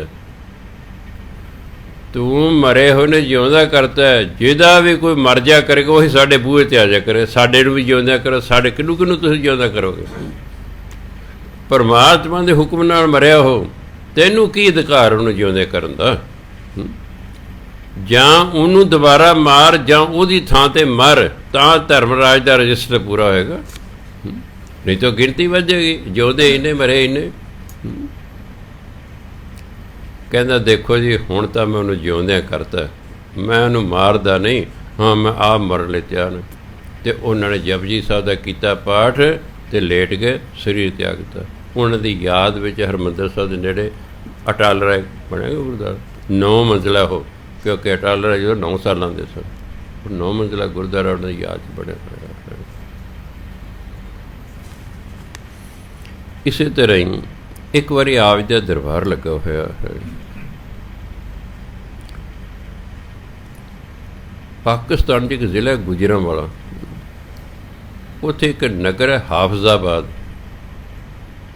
ਉੱਥੇ ਦੇ ਇੱਕ ਭਾਈ ਗੋਪਾਲ ਦਾਸ ਸੀ, ਉਹ ਵੀ ਗੁਰੂ ਮਹਾਰਾਜ ਦਾ ਸਿੱਖ ਸੀ। ਸੰਗਤ 'ਚ ਗੁਰੂ ਮਹਾਰਾਜ ਵੈਸੇ ਹੀ ਕਹਿੰਦੇ ਇੱਕ ਦਿਨ ਕਿ ਸਾਡਾ ਜਪਜੀ ਸਾਹਿਬ ਨੂੰ ਸੁਣਨ ਦਾ ਜੀਅ ਕਰਦਾ ਹੈ, ਕੌਣ ਸੁਣਾਏਗਾ ਬਈ? ਸਾਰੇ ਚੁੱਪ। ਬਈ ਗੁਰੂ ਮਹਾਰਾਜ ਦੇ ਸਾਹਮਣੇ ਸੁਣਾਉਣਾ ਕਿਹੜਾ ਖਾਲਾ ਜੀ ਦਾ ਬੜਾ ਔਖਾ ਹੁੰਦਾ। ਚਲੋ ਸਾਰੇ ਇੱਕ ਦੂਜੇ ਵੱਲ ਵੇਖਦੇ ਨੇ। ਭਾਈ ਗੋਪਾਲ ਖੜਾ ਹੋ ਗਿਆ, ਕਹਿੰਦੇ ਜੇ ਆਪ ਦੀ ਆਗਿਆ ਹੋਵੇ ਦਾਸ ਹਾਜ਼ਰ। ਗੁਰੂ ਮਹਾਰਾਜ ਚੌਂਕੀ ਮੰਗਾਈ ਹੈ, ਬੜੇ ਸਤਿਕਾਰ ਨਾਲ ਬਿਠਾਇਆ, ਬੜੇ ਧਿਆਨ ਨਾਲ ਗੁਰੂ ਮਹਾਰਾਜ ਸੁਣ ਰਹੇ ਨੇ। ਭਾਈ ਗੋਪਾਲ ਜੀ ਅੱਖਾਂ ਬੰਦ ਕਰਕੇ ਜਪਜੀ ਸਾਹਿਬ ਦਾ ਪਾਠ ਕਰ ਰਹੇ ਨੇ। ਗੁਰੂ ਮਹਾਰਾਜ ਬੜੇ ਖੁਸ਼ ਨੇ। ਪਹਿਲਾਂ ਚੌਂਕੜੀ ਮਾਰ ਕੇ ਆਪਣੀ ਗੱਦੀ 'ਤੇ ਬੈਠੇ ਸਨ। ਗੁਰੂ ਮਹਾਰਾਜ ਨੇ ਇੱਕ ਪੈਰ ਹੇਠਾਂ ਲਾ ਲਿਆ। ਸਿੱਖ ਵੇਖ ਰਹੇ ਪਤਾ ਕੀ ਗੱਲ ਹੈ। ਭਾਈ ਗੋਪਾਲ ਜਦੋਂ ਆਏ ਨਾ ਸ਼ਲੋਕ 'ਤੇ ਪਵਨ ਗੁਰੂ ਪਾਣੀ ਪਿਤਾ, ਮਨ 'ਚ ਆ ਗਿਆ ਵੀ ਜੇ ਗੁਰੂ ਮਹਾਰਾਜ ਮੇਰੇ ਪਾਠ 'ਤੇ ਖੁਸ਼ ਹੋ ਗਏ ਤਾਂ ਇਹਨਾਂ ਕੋਲ ਜਿਹੜਾ ਸਭ ਤੋਂ ਮਹਿੰਗਾ ਘੋੜਾ ਹੈ ਉਹ ਮੈਂ ਮੰਗਾਂਗਾ। ਅਤੇ ਗੁਰੂ ਮਹਾਰਾਜ ਆਪਣਾ ਪੈਰ ਫਿਰ ਗੱਦੀ 'ਤੇ ਰੱਖ ਲਿਆ। ਭਾਈ ਗੋਪਾਲ ਦਾ ਪੂਰਾ ਹੋ ਗਿਆ। ਗੁਰੂ ਮਹਾਰਾਜ ਬੜੇ ਖੁਸ਼ ਹੋਏ, ਕਹਿੰਦੇ ਭਾਈ ਗੋਪਾਲਾ ਅੱਜ ਅਸੀਂ ਤੈਨੂੰ ਗੁਰਗੱਦੀ ਦੇਣ ਲੱਗੇ ਸੀ, ਪਰ ਤੂੰ ਤਾਂ ਘੋੜਾ ਹੀ ਮੰਗਿਆ। ਲਿਆਓ, ਕਹਿੰਦੇ ਭਾਈ ਸਾਡਾ ਘੋੜਾ ਜਿਹਾ ਸਭ ਤੋਂ ਘੋੜਾ ਲਿਆਓ। ਉਹ ਭਾਈ ਗੋਪਾਲ ਨੂੰ ਕਾਠੀ ਸਮੇਤ ਘੋੜਾ ਦਿੱਤਾ। ਲੋਕ ਕਹਿ ਤੂੰ ਬਹੁਤ ਵਧੀਆ ਸਾਨੂੰ ਜਪਜੀ ਸਾਹਿਬ ਸੁਣਾਇਆ ਹੈ। ਇਸ ਲਈ ਜਦੋਂ ਵੀ ਆਪਾਂ ਬਾਣੀ ਪੜ੍ਹੀਏ ਬੜੇ ਪਿਆਰ ਸਤਿਕਾਰ ਨਾਲ ਪੜ੍ਹਨੀ ਹੈ, ਸਾਵਧਾਨ ਹੋ ਕੇ ਪੜ੍ਹਨਾ ਵੀ ਕਿਸੇ ਤਰ੍ਹਾਂ ਮੇਰਾ ਅੱਜ ਦਾ ਪਾਠ ਗੁਰੂ ਮਹਾਰਾਜ ਚੰਗਾ ਲੱਗ ਜਾਏ। ਬਸ ਕਿਸਮਤ ਬਦਲਣੀ ਸ਼ੁਰੂ ਹੋ ਜਾਂਦੀ ਹੈ। ਇਹ ਨਹੀਂ ਸੋਚਣਾ ਕਿ ਸਾਹਮਣੇ ਕੋਈ ਨਹੀਂ ਬੈਠਾ। ਆਮ ਮਨੁੱਖ ਦੀ ਆਹੀ ਪ੍ਰੋਬਲਮ ਹੈ। ਸਾਹਮਣੇ ਬੰਦੇ ਬੈਠੇ ਹੋਣ, ਬੰਦਾ ਸਾਵਧਾਨ ਰਹਿੰਦਾ ਹੈ। ਹੁਣ ਮੈਂ ਬੋਲ ਰਿਹਾ, ਮੈਨੂੰ ਪਤਾ ਸੰਗਤ ਸੁਣ ਰਹੀ ਹੈ। 1,500 ਬੰਦਾ ਇਸ ਵੇਲੇ ਮੈਨੂੰ ਸੁਣ ਰਿਹਾ ਹੈ। ਕੋਈ ਸਵੇਰੇ YouTube 'ਤੇ ਸੁਣਦੇ ਨੇ, ਕੋਈ ਡਾਇਰੈਕਟ ਸੁਣ ਰਹੇ ਨੇ। 1,500 ਬੰਦਾ YouTube 'ਤੇ ਮੇਰੀ ਕਥਾ ਸੁਣ ਲੈਂਦਾ। ਬੰਦਾ ਫਿਰ ਸਾਵਧਾਨ ਰਹਿੰਦਾ, ਮੈਨੂੰ ਸੁਣ ਰਹੇ ਨੇ। ਤੁਹਾਡੇ 'ਚ ਕਈ ਸੌਂ ਵੀ ਸਕਦੇ ਨੇ। ਸਰੋਤਾ ਸੌਂ ਜਾਂਦਾ, ਵਕਤਾ ਨਹੀਂ ਸੌਂ ਸਕਦਾ। ਜਿਹੜਾ ਵਕਤਾ ਹੁੰਦਾ ਉਹ ਨਹੀਂ ਸੌਂ ਸਕਦਾ। ਸਰੋਤਾ ਕਈ ਵੀ ਸੌਂ ਜਾਂਦਾ ਵਿੱਚ। ਇਸ ਲਈ ਜਦੋਂ ਵੀ ਕੋਈ ਪਾਠ ਕਰੋ, ਮੰਨ ਲਓ ਮੈਂ ਨਿਤਨੇਮ ਹੀ ਕਰ ਰਿਹਾ ਹਾਂ, ਮੇਰਾ ਫਰਜ਼ ਬਣਦਾ ਜਪਜੀ ਸਾਹਿਬ ਪਾਠ ਕਰਨਾ। ਧੰਨ ਧੰਨ ਗੁਰੂ ਨਾਨਕ ਦੇਵ ਜੀ ਮਹਾਰਾਜ, ਮੈਂ ਆਪ ਦੀ ਪਵਿੱਤਰ ਬਾਣੀ ਦਾ ਜਾਪ ਕਰਨ ਲੱਗਾ, ਕਿਰਪਾ ਦ੍ਰਿਸ਼ਟੀ ਰੱਖੋ। ਅਤੇ ਫਿਰ ਮਨ 'ਚ ਸਪੋਜ਼ ਕਰਨਾ ਕਿ ਮੇਰਾ ਪਾਠ ਗੁਰੂ ਨਾਨਕ ਦੇਵ ਜੀ ਸੁਣ ਰਹੇ ਹਨ। ਇਹ ਗੱਲ ਕੁਝ ਕੁ ਮਿੰਟਾਂ ਬਾਅਦ ਭੁੱਲ ਜਾਣੀ ਹੈ। ਫਿਰ ਅਸੀਂ ਉਸੇ ਤਰ੍ਹਾਂ ਹੀ ਹੋ ਜਾਣਾ, ਭੁੱਲ ਜਾਂਦੀ ਹੈ। ਫਿਰ ਅਸੀਂ ਲਾਪਰਵਾਹ ਜਾਂਦੇ। ਫਿਰ ਜੇ ਗੱਲ ਯਾਦ ਹੈ ਫਿਰ ਸਾਵਧਾਨ ਹੋ ਜਾਣਾ। ਜਿਸ ਗੁਰੂ ਦੀ ਭਗਤ ਦੀ ਤੁਸੀਂ ਬਾਣੀ ਪੜ੍ਹ ਰਹੇ ਹੋ, ਇਹ ਮਹਿਸੂਸ ਕਰਨਾ, ਯਕੀਨ ਰੱਖਣਾ ਹੈ ਕਿ ਉਹ ਮੇਰੀ ਬਾਣੀ ਸੁਣ ਰਹੇ ਹਨ। ਜਿਹੜਾ ਸ਼ਰਧਾ ਯਕੀਨ ਹੁੰਦਾ, ਇਸ 'ਚ ਬੜੀ ਤਾਕਤ ਹੁੰਦੀ ਹੈ। ਇੱਕ ਦਿਨ ਉਹ ਸੱਚ ਹੋ ਜਾਂਦਾ ਹੈ। ਅਜੇ ਤਾਂ ਸਾਡੀ ਦਿਵ ਦ੍ਰਿਸ਼ਟੀ ਖੁੱਲ੍ਹੀ ਨੇ, ਸਾਨੂੰ ਪਤਾ ਨਹੀਂ ਲੱਗਦਾ ਹੈ। ਜਦੋਂ ਕਦੇ ਕੋਈ ਰੂਹ ਤੁਹਾਡੇ ਕਮਰੇ 'ਚ ਆਈ ਨਾ, ਜਿੱਥੇ ਤੁਸੀਂ ਪਾਠ ਕਰ ਰਹੇ ਹੋ, ਤੁਹਾਨੂੰ ਝਰਨਾਹਟ ਛਿੜ ਜਾਏਗੀ ਸਰੀਰ। ਤੁਹਾਡੇ ਸਰੀਰ 'ਚ ਕੰਬਣੀ ਆਵੇ ਤੁਹਾਨੂੰ ਇੱਕ ਵਾਰੀ ਹੋ ਸਕਦਾ ਕਦੇ ਜੇ ਰੂਹ ਜ਼ਿਆਦਾ ਤੁਹਾਡੇ ਨਜ਼ਦੀਕ ਆ ਗਏ ਤੁਹਾਨੂੰ ਵਿਰਾਗ ਆ ਸਕਦਾ ਹੈ, ਤੁਹਾਡੀ ਅੱਖਾਂ 'ਚੋਂ ਪਾਣੀ ਵਗਣਾ ਸ਼ੁਰੂ ਹੋ ਜਾਂਦਾ ਹੈ, ਕਿਉਂ ਰੂਹ ਨੇੜੇ ਆ ਗਈ। ਕਈ ਸਾਲਾਂ ਦੀ ਗੱਲ ਜਦੋਂ ਇੱਥੇ ਕੀਰਤਨ ਹੋਇਆ ਕਰਦਾ ਸੀ, ਕੀਰਤਨ ਹੋ ਰਿਹਾ ਹੈ, ਬੀਬੀ ਹਰਬੰਸ ਕੌਰ ਜੀ ਦੇਹਰਾਦੂਨ ਵਾਲੇ ਇਹ ਵੀ ਬੈਠੇ ਨੇ, ਇਹਨਾਂ ਦੀ ਭੈਣ ਖੂਬਸੂਰਤ ਪੈਲਸ ਵਾਲੀ ਉਹ ਵੀ ਇੱਥੇ ਬੈਠੇ ਨੇ। ਲਓ ਜੀ, ਗੁਰੂ ਮਹਾਰਾਜ ਇਹਨਾਂ ਦੇ ਕੋਲੋਂ ਲੰਘੇ ਨੇ, ਇਹ ਚੀਕਾਂ ਮਾਰਨ ਲੱਗ ਪਏ। ਇਹਨਾਂ ਦੀ ਭੈਣ ਨੂੰ ਹੋ ਗਿਆ ਪਤਾ ਨਹੀਂ ਮੇਰੀ ਭੈਣ ਨੂੰ ਕੀ ਹੋ ਗਿਆ, ਚੀਕਾਂ ਮਾਰ ਹੈ। ਮਨ ਕੇ ਹੱਥ ਨੂੰ ਮੈਂ ਕੋਈ ਨਹੀਂ ਲੱਗੇ, ਫਿਰ ਆਪੇ ਕੁਝ ਸਮੇਂ ਬਾਅਦ ਉਹ ਠੀਕ ਹੋ ਗਏ। ਕਿਉਂ? ਉਹ ਇੰਨੀਆਂ ਵਾਈਬ੍ਰੇਸ਼ਨਸ ਵੇਵਸ ਨਿਕਲਦੀਆਂ ਤਗੜੀਆਂ ਉਸ ਰੂਹ ਦੇ ਵਿੱਚੋਂ, ਸਾਡੇ ਤਾਂ ਟੋਲਰੇਟ ਨਹੀਂ ਹੁੰਦਾ, ਸਾਡਾ ਸਰੀਰ ਹਿੱਲਣ ਲੱਗ ਜਾਂਦਾ, ਆਪਣੀ ਬਾਡੀ 'ਤੇ ਕੰਟਰੋਲ ਹੀ ਨਹੀਂ ਰਹਿੰਦਾ ਹੈਗਾ। ਚੀਕ ਨਿਕਲ ਸਕਦੀ ਹੈ, ਰੋਣਾ ਆ ਸਕਦਾ ਹੈ, ਕਿਉਂਕਿ ਐਡੀ ਵੱਡੀ ਰੂਹ ਸਾਡੇ ਕੋਲ ਆ ਗਈ ਹੈ। ਇਸ ਲਈ ਬੜੇ ਧਿਆਨ ਨਾਲ ਪਾਠ ਕਰਨਾ, ਪਿਆਰ ਨਾਲ ਕਰਨਾ। ਹੁਣ ਉਹਦਾ ਮੁਗਲਾਂ ਦਾ ਰਾਜ ਸੀ, ਇਹ ਜਿਹੜੇ ਲਾਹੌਰ ਦਾ ਸੂਬੇਦਾਰ ਹੈ, ਇਹਦੇ ਨਾਲ ਗੁਰੂ ਮਹਾਰਾਜ ਦੀਆਂ 4 ਲੜਾਈਆਂ ਹੋਈਆਂ, 4 ਦੇ ਵਿੱਚ ਹੀ ਇਹ ਲੋਕ ਹਾਰ ਗਏ, ਗੁਰੂ ਮਹਾਰਾਜ ਜਿੱਤ ਗਏ। 5ਵੀਂ ਜਿਹੜੀ ਲੜਾਈ ਹੈ ਉਹ ਜਲੰਧਰ ਦਾ ਸੂਬੇਦਾਰ ਵੀ ਆ ਗਿਆ ਹੈ, 2 ਸੂਬੇਦਾਰ ਇਕੱਠੇ ਫੌਜਾਂ ਇਕੱਠੀਆਂ ਹੋ ਗਈਆਂ ਨੇ। ਇਹ 1634 ਈਸਵੀ ਦੀ ਗੱਲ ਹੈ। ਉਦੋਂ ਗੁਰੂ ਮਹਾਰਾਜ ਕਰਤਾਰਪੁਰ ਸਾਹਿਬ ਆਏ ਹੋਏ ਸਨ,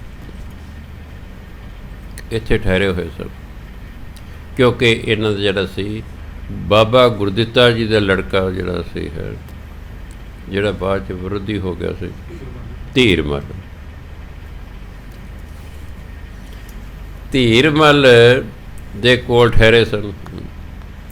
ਜਦੋਂ ਮੁਗਲਾਂ ਨਾਲ ਲੜਾਈ ਹੋਈ, ਧੀਰਮਲ ਮੁਗਲਾਂ ਦੇ ਨਾਲ ਰਲ ਗਿਆ ਹੈ। ਦੇਖੋ ਆਪਣੇ ਦਾਦੇ ਦੇ ਵਿਰੁੱਧ ਕਿਆ ਬਦਕਿਸਮਤੀ ਹੈ, ਉਹਨਾਂ ਨਾਲ ਰਲ ਗਿਆ ਹੈ। ਪੈਂਦੇ ਖਾਨ ਜਿਹਨੂੰ ਗੁਰੂ ਮਹਾਰਾਜ ਨੇ ਬੜੇ ਪਿਆਰ ਨਾਲ ਪਾਲਿਆ ਸੀ, ਹਰ ਪ੍ਰਕਾਰ ਦੀ ਟ੍ਰੇਨਿੰਗ ਦਿੱਤੀ ਸੀ, ਉਹ ਵੀ ਵਿਰੋਧੀਆਂ ਨਾਲ ਰਲ ਗਿਆ। ਕਰਤਾਰਪੁਰ ਲੜਾਈ ਹੋਈ, 3 ਦਿਨ ਲੜਾਈ ਚੱਲਦੀ ਰਹੀ। ਗੁਰੂ ਮਹਾਰਾਜ ਜਿੱਤ ਗਏ ਨੇ, ਦੁਸ਼ਮਣ ਹਾਰ ਗਏ। ਇੰਨੇ ਜਨ ਬਾਬਾ ਗੁਰਦਿੱਤਾ ਜੀ ਦਾ ਸੁਨੇਹਾ ਆਇਆ ਹੈ ਕਿ ਕੀਰਤਪੁਰ ਸਾਹਿਬ ਨਗਰ ਤਿਆਰ ਹੈ, ਤੁਸੀਂ ਇੱਥੇ ਆ ਜਾਓ।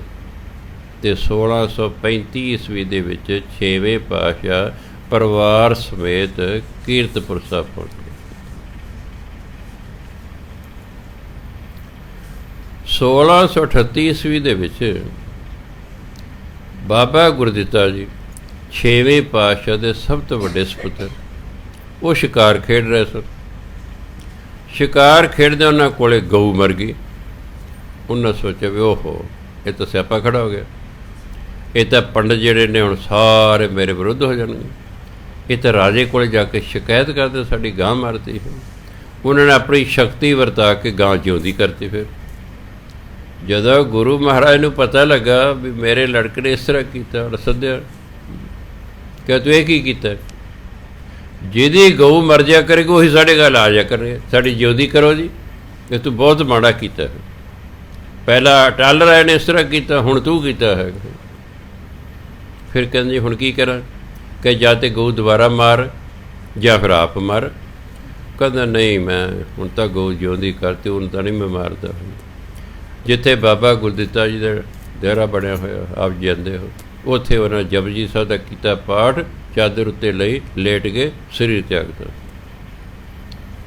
ਸੋ ਜਿੱਥੇ ਗੁਰੂ ਮਹਾਰਾਜ ਬੇਅੰਤ ਸ਼ਕਤੀਆਂ ਦੇ ਮਾਲਕ ਸਨ, ਉਹਨਾਂ ਦੇ ਪੁੱਤਰ ਵੀ ਬੇਅੰਤ ਸ਼ਕਤੀ ਦੇ ਮਾਲਕ ਸਨ, ਕਿਉਂਕਿ 9ਵੇਂ ਪਾਤਸ਼ਾਹ ਵੀ 6ਵੇਂ ਪਾਤਸ਼ਾਹ ਦੇ ਸਾਹਿਬਜ਼ਾਦੇ ਸਨ। ਬਾਬਾ ਗੁਰਦਿੱਤਾ ਜੀ ਵੀ ਸ਼ਕਤੀਆਂ ਵਾਲੇ, ਬਾਬਾ ਅਟਲ ਰਾਏ ਜੀ ਵੀ ਸ਼ਕਤੀ ਵਾਲੇ, ਅਤੇ ਗੁਰੂ ਤੇਗ ਬਹਾਦਰ ਦਾ ਗੁਰੂ ਸਨ, ਉਹ ਤਾਂ ਬੇਅੰਤ ਸ਼ਕਤੀਆਂ ਦੇ ਮਾਲਕ ਸਨ। ਸੋ ਕਈ ਵਾਰੀ ਅਸੀਂ ਚੰਗੇ ਹੋਣਾ, ਸਾਡੀ ਔਲਾਦ ਨਹੀਂ ਚੰਗੀ ਹੁੰਦੀ, ਅਤੇ ਕਈ ਵਾਰੀ ਦੇਖਿਆ ਮਾਂ ਪਿਓ ਨਹੀਂ ਚੰਗੇ, ਔਲਾਦ ਚੰਗੀ ਹੁੰਦੀ ਹੈ, ਫਿਰ ਰੋਜ਼ ਵਾਹ ਪੈਂਦਾ ਤੁਹਾਡਾ ਮੇਰਾ ਵੀ। ਕਈ ਵਾਰੀ ਬੱਚਾ ਵੈਸ਼ਨੂੰ ਹੈ, ਬਾਪ ਸ਼ਰਾਬੀ ਕਬਾਬੀ ਹੈ, ਅਤੇ ਕਈ ਵਾਰੀ ਬਾਪ ਅੰਮ੍ਰਿਤਧਾਰੀ ਹੈ ਅਤੇ ਬੱਚਾ ਸ਼ਰਾਬੀ ਕਬਾਬੀ ਹੁੰਦਾ ਹੈ। ਇਸੇ ਲਈ ਕਹਿੰਦੇ ਨੇ ਮਾਂ ਪਿਓ ਜਨਮ ਦਿੰਦੇ ਨੇ, ਕਰਮ ਨਹੀਂ ਦਿੰਦੇ। ਮਾਂ ਪਿਓ ਬੱਚੇ ਨੂੰ ਜਨਮ ਦਿੰਦੇ, ਕਰਮ ਨਹੀਂ ਦਿੰਦੇ। ਕਰਮ ਆਪਣੇ ਲਿਖਾ ਕੇ ਲਿਆ ਹੋਇਆ। ਖੈਰ, ਆਪ ਜੀ ਪ੍ਰਚਾਰ ਕਰਦੇ ਕਰਦੇ ਇੱਕ ਦਿਨ ਮਾੜੀ ਪਿੰਡ 'ਚ ਪਹੁੰਚੇ। ਕਈ ਥਾਵਾਂ 'ਤੇ ਨਾ ਇਹ ਵੱਡੇ ਵਡੇਰੇ ਦੀਆਂ ਸਮਾਧਾਂ ਬਣੀਆਂ ਹੁੰਦੀਆਂ ਹੈ ਜੀ। ਇਹ ਤੁਸੀਂ ਕਿਹਨੂੰ ਪੁੱਛ, ਸਾਡੇ ਵਡੇਰੇ ਨੇ ਜੀ, ਕਿਸੇ ਨੂੰ ਪਤਾ ਨਹੀਂ ਕੌਣ ਹੈ ਕੌਣ ਨਹੀਂ, ਬਸ ਅੱਗੇ ਚੱਲ ਭੇੜ ਚੱਲ ਪੈਂਦੀ। ਲੋਕ ਉੱਥੇ ਮੱਥੇ ਟੇਕ ਰਹੇ ਨੇ ਮੜੀ 'ਤੇ। ਗੁਰੂ ਮਹਾਰਾਜ ਪਹੁੰਚ ਗਏ। ਕਹਿ ਤੁਸੀਂ ਇਹ ਕਿਹਨੂੰ ਮੱਥਾ ਟੇਕ ਰਹੇ ਹੋ? ਕਹਿ ਜੀ ਸਾਡੇ ਵੱਡੇ ਵਡੇਰਿਆਂ ਨੂੰ। ਕਹਿ ਤੁਹਾਨੂੰ ਪਤਾ ਤੁਹਾਡਾ ਵੱਡਾ ਵਡੇਰਾ ਕਿੱਥੇ ਹੈ? ਗੁਰੂ ਮਹਾਰਾਜ ਕਹਿੰਦੇ ਉਹਦੇ ਕਾਂ ਬਣਿਆ ਹੋਇਆ, ਤੁਸੀਂ ਕਾਂ ਨੂੰ ਮੱਥਾ ਟੇਕੀ ਜਾਂਦੇ ਹੁੰਦੋਗੇ। ਤੁਹਾਨੂੰ ਕੀ ਪਤਾ ਕਾਂ ਬਣਿਆ ਹੋਇਆ ਜੀ? ਕਹਿੰਦੇ ਕੋਈ ਨਹੀਂ, ਵਿਖਾ ਦਿੰਦੇ ਤੁਹਾਨੂੰ। ਅੱਜ ਮੁਖੀ ਆ ਜਾਓ। 4-5 ਅੱਗੇ ਆ ਗਏ। ਗੁਰੂ ਮਹਾਰਾਜ 4-5 ਦੇ ਸਿਰ 'ਤੇ ਤੀਰ ਰੱਖਿਆ, ਉਹਨੇ ਦਿਵਰਿਸ਼ੀ ਖੁੱਲ੍ਹ ਗਈ ਅਤੇ ਉਹਦੇ ਕਾਂ ਹੈ। ਫਿਰ ਗੁਰੂ ਮਹਾਰਾਜ ਕਿਰਪਾ ਕੀਤੀ, ਉਹ ਕਾਂ ਤੋਂ ਬੰਦਾ ਬਣ ਗਿਆ। ਵਡੇਰਾ ਉਹ ਕਹਿੰਦਾ ਤੁਸੀਂ ਮੈਨੂੰ ਪੂਜਣ 'ਤੇ ਲੱਗੇ ਹੋਏ ਹਾਂ, ਮੈਂ ਤਾਂ ਕਾਂ ਬਣਿਆ ਹੋਇਆ ਹਾਂ। ਆਹ ਗੁਰੂ ਮਹਾਰਾਜ ਆਏ ਨੇ, ਮੇਰੇ ਵੱਲੋਂ ਉਹਨਾਂ ਨੂੰ ਬੇਨਤੀ ਕਰੋ ਕਿ ਮੇਰੀ ਮੁਕਤੀ ਕਰਨ। ਅਤੇ ਫਿਰ ਗੁਰੂ ਮਹਾਰਾਜ ਨੇ ਉਹਨੂੰ ਤੀਰ ਮਾਰਿਆ ਕਾਂ ਨੂੰ, ਉਹਦੀ ਮੁਕਤੀ ਕੀਤੀ। ਸੋ ਬਸ ਭੇਡ ਚਾਲ ਹੈ, ਇੱਕ ਪੂਜੀ ਜਿਹੜਾ, ਦੂਜਾ ਤੀਜਾ। ਗੁਰੂ ਮਹਾਰਾਜ ਉਹਨਾਂ ਨੂੰ ਇਹੋ ਜਿਹੀ ਗੱਲਾਂ ਤੋਂ ਹਟਾਇਆ ਅਤੇ ਨਾਮ ਜਪਣ ਲਾਇਆ। ਕਹਿੰਦੇ ਪਰਮਾਤਮਾ ਦਾ ਨਾਮ ਜਪਿਆ ਕਰੋ, ਇਹ ਛੋਟੀਆਂ ਮੋਟੀਆਂ ਗੱਲਾਂ ਦੀ ਨਹੀਂ ਕਰੀਦਾ ਹੁੰਦਾ। ਇਸ ਲਈ ਰੱਬ ਦਾ ਨਾਮ ਜਪਣਾ ਹੈ। ਰੱਬ ਨੇ ਅੱਗੇ ਪੈਦਾ ਕੀਤੇ ਹੁੰਦੇ ਹਨ। ਜੋ ਸਭ ਤੋਂ ਵੱਡਾ ਹੈ ਉਹਦਾ ਨਾਮ ਜਪਣਾ ਚਾਹੀਦਾ। ਤੁਸੀਂ ਜਿਸ ਦਾ ਨਾਮ ਜਪ ਰਹੇ ਹੋ, ਤੁਸੀਂ ਵੱਧ ਤੋਂ ਵੱਧ ਉਹਦੇ ਤੱਕ ਜਾ ਸਕਦੇ ਹੋ। ਪਰਮਾਤਮਾ ਤੋਂ ਬਿਨਾਂ ਬਾਕੀ ਜਿੰਨੇ ਹੇਠਾਂ ਨੇ ਤਾਂ ਸਾਰੇ ਹੇਠਾਂ ਰਹਿੰਦੇ ਨੇ। ਜਿੰਨੇ ਸੱਚਖੰਡ 'ਚ ਪਹੁੰਚ ਗਏ ਨੇ, ਉਹਨਾਂ ਦੇ ਤੁਸੀਂ ਨਾਮ ਜਪੋਗੇ ਤਾਂ ਤੁਸੀਂ ਸੱਚਖੰਡ 'ਚ ਪਹੁੰਚ ਸਕਦੇ ਹੋ। ਜੇ ਤੁਸੀਂ ਨਾਮ ਹੀ ਉਹਦਾ ਜਪ ਰਹੇ ਹੋ, ਜਿਹੜਾ ਕੋਈ ਦੇਵੀ ਹੈ, ਕੋਈ ਦੇਵਤਾ ਹੈ, ਸੱਚਖੰਡ ਪਹੁੰਚੇ ਹੀ ਨਹੀਂ, ਉਹ ਤੁਹਾਨੂੰ ਆਪਣੇ ਤੱਕ ਲਿਜਾ ਸਕਦਾ।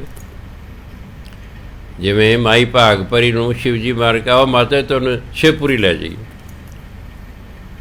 ਸ਼ਿਵ ਜੀ ਨੂੰ ਮੰਨਣ ਵਾਲੇ ਸ਼ਿਵਪੁਰੀ ਜਾਣਗੇ, ਜਿਹੜੇ ਵਿਸ਼ਨੂੰ ਮਹਾਰਾਜ ਮੰਨਣ ਵਾਲੇ ਨੇ ਉਹ ਬੈਕੁੰਠ ਧਾਮ ਜਾਣਗੇ, ਜਿਹੜੇ ਪਰਮਾਤਮਾ ਨੂੰ ਮੰਨਣ ਵਾਲੇ ਉਹ ਸੱਚਖੰਡ ਜਾਣਗੇ। ਇਸ ਲਈ ਸਿੱਖ ਧਰਮ 'ਚ ਹੈ ਕਿ ਪਰਮਾਤਮਾ ਦਾ ਭਜਨ ਬੰਦਗੀ ਕਰੋ। ਬਾਕੀ ਹੋਰ ਕਿੱਥੇ ਲੱਗੇ ਨੇ ਉਹ ਲੱਗੇ ਰਹਿਣ, ਆਪਣੀ ਆਪਣੀ ਸ਼ਰਧਾ ਹੁੰਦੀ ਹੈ। ਆਪਾਂ ਤਾਂ ਸਿੱਖਾਂ ਨੂੰ ਕਹਿਣਾ ਹੈ ਕਿ ਭਾਈ ਇਸ ਤਰ੍ਹਾਂ ਕਰੋ, ਇਸ ਤਰ੍ਹਾਂ ਨਾ ਕਰੋ। ਹੁਣ ਹਿੰਦੂ ਵੀਰ ਨੇ, ਉਹ ਜਿਹੜਾ ਹੈ, ਜਿਹੜੇ ਬੰਦੇ ਵੱਡੇ ਵਡੇਰੇ ਹੁੰਦੇ ਨੇ, ਜਿਹੜੇ ਮਰ ਚੁੱਕੇ ਹੁੰਦੇ ਨੇ, ਸਾਲ 'ਚ ਉਹਨਾਂ ਦੇ ਨਿਮਿਤ ਇੱਕ ਵਾਰੀ ਕੀ ਕਰਦੇ ਨੇ? ਸ਼ਰਾਧ। ਠੀਕ ਹੈ, ਉਹ ਆਪਣਾ ਕਰੀ ਜਾਣ, ਸਾਨੂੰ ਕੀ ਇਤਰਾਜ਼ ਹੈ? ਉਹਨਾਂ ਦਾ ਆਪਣਾ ਵਿਸ਼ਵਾਸ ਹੈ। ਪਰ ਸਿੱਖਾਂ ਨੂੰ ਜਿਹੜਾ ਇਸ ਗੱਲ ਤੋਂ ਗੁਰੂ ਮਹਾਰਾਜ ਮਨ੍ਹਾ ਕੀਤਾ ਹੋਇਆ ਕਿ ਤੁਸੀਂ ਕਿਸੇ ਦਾ ਕੋਈ ਸ਼ਰਾਧ ਸ਼ਰੂਧ ਨਹੀਂ ਮਨਾਉਣਾ। ਹੇਠੋਂ ਖਵਾਈਆਂ ਹੋਈਆਂ ਚੀਜ਼ਾਂ ਕਦੇ ਉੱਪਰ ਨਹੀਂ ਜਾਇਆ ਕਰਦੀਆਂ। ਹੇਠਾਂ ਦਿੱਤਾ ਬਿਸਤਰਾ, ਬਾਪੂ ਦੇ ਨਿਮਿਤ ਬਿਸਤਰਾ ਦਿੱਤਾ, ਉਹ ਬਿਸਤਰਾ ਕੋਈ ਨਹੀਂ ਉੱਪਰ ਜਾਣਾ। ਉਹ ਤਾਂ ਸਾਡੇ ਤੁਹਾਡੇ ਕੰਮ ਆਵੇਗਾ। ਅਸੀਂ ਕਿ ਭਈਆਂ ਨੂੰ ਦੇ ਦਿੰਦੇ ਸਰਦੀਆਂ 'ਚ, ਲਓ ਵੀ ਸੱਜਣੋ ਆ ਵਰਤੋ। ਜੇ ਉਹ ਕਈ ਵਾਰੀ ਚੱਜ ਦਾ ਉਹ ਬੁਣਿਆ ਵੀ ਨਹੀਂ ਹੁੰਦਾ, ਉਹ ਨੰਗੰਦੇ ਵੀ ਨਹੀਂ ਪੂਰੇ ਹੁੰਦੇ, ਉਹ ਅਤੇ ਮੰਜਾ ਵੀ ਢਿੱਲਾ ਜਿਹਾ ਬੁਣ ਦਿੰਦੇ ਨੇ। ਜਿਹੜਾ ਇਸ ਤਰ੍ਹਾਂ ਦਿੰਦੇ ਵੀ ਪਤਾ ਨਹੀਂ ਸਾਡਾ ਬਾਪੂ ਮੰਜੇ 'ਤੇ ਸਮੇਗਾ। ਇੱਕ ਵਾਰੀ ਪਿਤਾ ਜੀ ਕਹਿੰਦੇ, ਓਏ ਆ ਤੁਹਾਡਾ ਬਾਪੂ ਦੇ ਵਿੱਚੋਂ ਦੀ ਵਗ ਜਾਏਗਾ ਮੰਜੇ ਦੇ। ਜੇ ਬਾਪੂ ਨੇ ਸਲਾਉਣਾ ਤੁਸੀਂ ਤਾਂ ਚੱਜ ਦਾ ਤਾਂ ਬੁਣ ਲੈਂਦੇ, ਇਹ ਤਾਂ ਵਿੱਚੋਂ ਵਗ ਜਾਏਗਾ। ਫਾਰਮੈਲਿਟੀਆਂ ਕਰਦੇ ਰਹੋ ਜੀ। ਹੁਣ ਤਾਂ ਜੁੱਤੀਆਂ ਦੇਣੋਂ ਹਟ ਗਏ, ਨਹੀਂ ਤਾਂ ਵੀ ਜੁੱਤੀਆਂ ਵੀ ਦਿੰਦੇ ਸੀ, ਗੁਰਦੁਆਰੇ ਲੈ ਆਉਂਦੇ ਸਨ ਜੁੱਤੀ। ਕਈ ਬਿਸਤੇ ਦੇ ਵਿੱਚ ਲੁਕੋ ਕੇ ਜੁੱਤੀ ਲੈ ਆਉਂਦੇ ਨੇ। ਕੁਛ ਨਹੀਂ ਉੱਪਰ ਜਾਂਦਾ, ਸਭ ਕੁਛ ਇੱਥੇ ਰਹਿ ਜਾਂਦਾ। ਹਾਂ, ਗੁਰਦੁਆਰਿਆਂ ਦੇ ਕੰਮ ਜ਼ਰੂਰ ਆ ਜਾਂਦਾ। ਵਿਆਹ ਸ਼ਾਦੀ ਮੰਜੇ ਬਿਸਤਰੇ ਮੰਗਦੇ ਨੇ, ਲੈ ਜਾਓ ਭਾਈ ਆ। ਹੋਰ ਨਹੀਂ, ਉੱਪਰ ਕੁਛ ਨਹੀਂ ਜਾਂਦਾ। ਕੋਈ ਰੋਟੀ ਪਾਣੀ ਕੋਈ ਉੱਪਰ ਨਹੀਂ ਤੁਹਾਡਾ ਜਾਣਾ। ਉੱਥੇ ਤਾਂ ਬਾਣੀ ਨਾਮ ਨੇ ਜਾਣਾ ਹੈ। ਮਰੇ ਜਿਹੜਾ ਮਰ ਗਿਆ ਹੈ ਉਹਦੇ ਨਿਮਿਤ ਤੁਸੀਂ ਸਹਿਜ ਪਾਠ ਕਰੋ, ਅਖੰਡ ਪਾਠ ਕਰਾਓ, ਕੋਈ ਆਪ ਪਾਠ ਕਰੋ, ਉਹਦੇ ਤੱਕ ਪਹੁੰਚੇਗਾ। ਇਹ ਸਮਾਨ ਨਹੀਂ ਪਹੁੰਚਿਆ ਕਰਦਾ। ਇਸੇ ਤਰ੍ਹਾਂ ਹੀ ਉਹਨਾਂ ਦੇਖਿਆ 1644 ਈਸਵੀ ਆ ਗਈ ਵੀ ਸਾਡਾ ਅੰਤਮ ਸਮਾਂ ਆ ਗਿਆ ਹੈ। ਗੁਰੂ ਛੇਵੇਂ ਪਾਤਸ਼ਾਹ ਦੇ 5 ਸਪੁੱਤਰ ਸਨ। ਬਾਬਾ ਗੁਰਦਿੱਤਾ ਜੀ, ਸੂਰਜਮਲ ਜੀ, ਅਣੀ ਰਾਏ ਜੀ, ਅਟਲ ਰਾਏ ਜੀ ਅਤੇ ਗੁਰੂ ਤੇਗ ਬਹਾਦਰ ਜੀ, ਅਤੇ ਇੱਕ ਧੀ ਸੀ ਬੀਬੀ ਵੀਰੋ। ਇਹ 6 ਬੱਚੇ ਸਨ ਛੇਵੇਂ ਪਾਤਸ਼ਾਹ ਦੇ। ਛੇਵੇਂ ਪਾਤਸ਼ਾਹ ਨੇ ਮਸੰਦ ਜਿੰਨੇ ਸਨ ਉਹ ਸੱਦੇ। ਉਹਨਾਂ ਦੀ ਹਾਜ਼ਰੀ ਵਿੱਚ 1644 ਈਸਵੀ ਨੂੰ ਬਾਬਾ ਗੁਰਦਿੱਤਾ ਜੀ ਦੇ ਛੋਟੇ ਸਪੁੱਤਰ, ਕਿ ਵੱਡਾ ਧੀਰਮਲ ਸੀ, ਉਹ ਤਾਂ ਗੁਰਬਾਣੀ ਦੇ ਵਿਰੁੱਧ ਹੀ ਹੋ ਗਿਆ। ਉਹਨਾਂ ਦੇ ਛੋਟਾ ਸਪੁੱਤਰ ਜੋ ਸੀ ਹਰ ਰਾਏ ਜੀ, ਫਿਰ ਗੁਰੂ ਮਹਾਰਾਜ ਨੇ ਹਰ ਰਾਏ ਨੂੰ ਗੁਰਗੱਦੀ ਦਾ ਤਿਲਕ ਲਾਇਆ, ਗੁਰਗੱਦੀ ਦਿੱਤੀ ਅਤੇ ਆਪ 1644 ਈਸਵੀ ਵਿੱਚ ਜੋਤੀ ਜੋਤ ਸਮਾ ਗਏ। ਸੋ ਆਪਾਂ ਨੇ ਐਡੀ ਮਹਾਨ ਰੂਹ ਦਾ ਪਿੱਛੇ ਜਿਹੜਾ ਹੈ ਪ੍ਰਕਾਸ਼ ਦਿਹਾੜਾ ਬਣਾਇਆ ਹੈ। ਕੱਲ੍ਹ ਨੂੰ ਆਪਾਂ ਬੰਦਾ ਬਹਾਦਰ ਜੀ ਬਾਰੇ ਵਿਚਾਰ ਕਰਾਂਗੇ। ਹੋ ਸਕਦਾ ਸਾਰਾ ਘੰਟਾ ਨਾ ਲੱਗੇ, ਆਪਣੀ ਪੋਥੀਆਂ ਤਿਆਰ ਰੱਖਣੀਆਂ। ਉਹ ਉਸ ਕਥਾ ਤੋਂ ਬਾਅਦ ਫਿਰ ਜਿੰਨਾ ਸਮਾਂ ਮਿਲੇਗਾ ਆਪਾਂ ਜੇ ਅੱਗੇ ਕਥਾ ਕਰਦੇ ਸੀ 16 ਮੇਰਾ 413 ਸਫ਼ੇ 'ਤੇ ਕਥਾ ਆ ਗਈ ਸੀ, ਉਹ ਫਿਰ ਅੱਗੇ ਕਥਾ ਆਪਾਂ ਕਰਾਂਗੇ। ਵਾਹਿਗੁਰੂ ਜੀ ਕਾ ਖਾਲਸਾ, ਵਾਹਿਗੁਰੂ ਜੀ ਕੀ ਫਤਿਹ।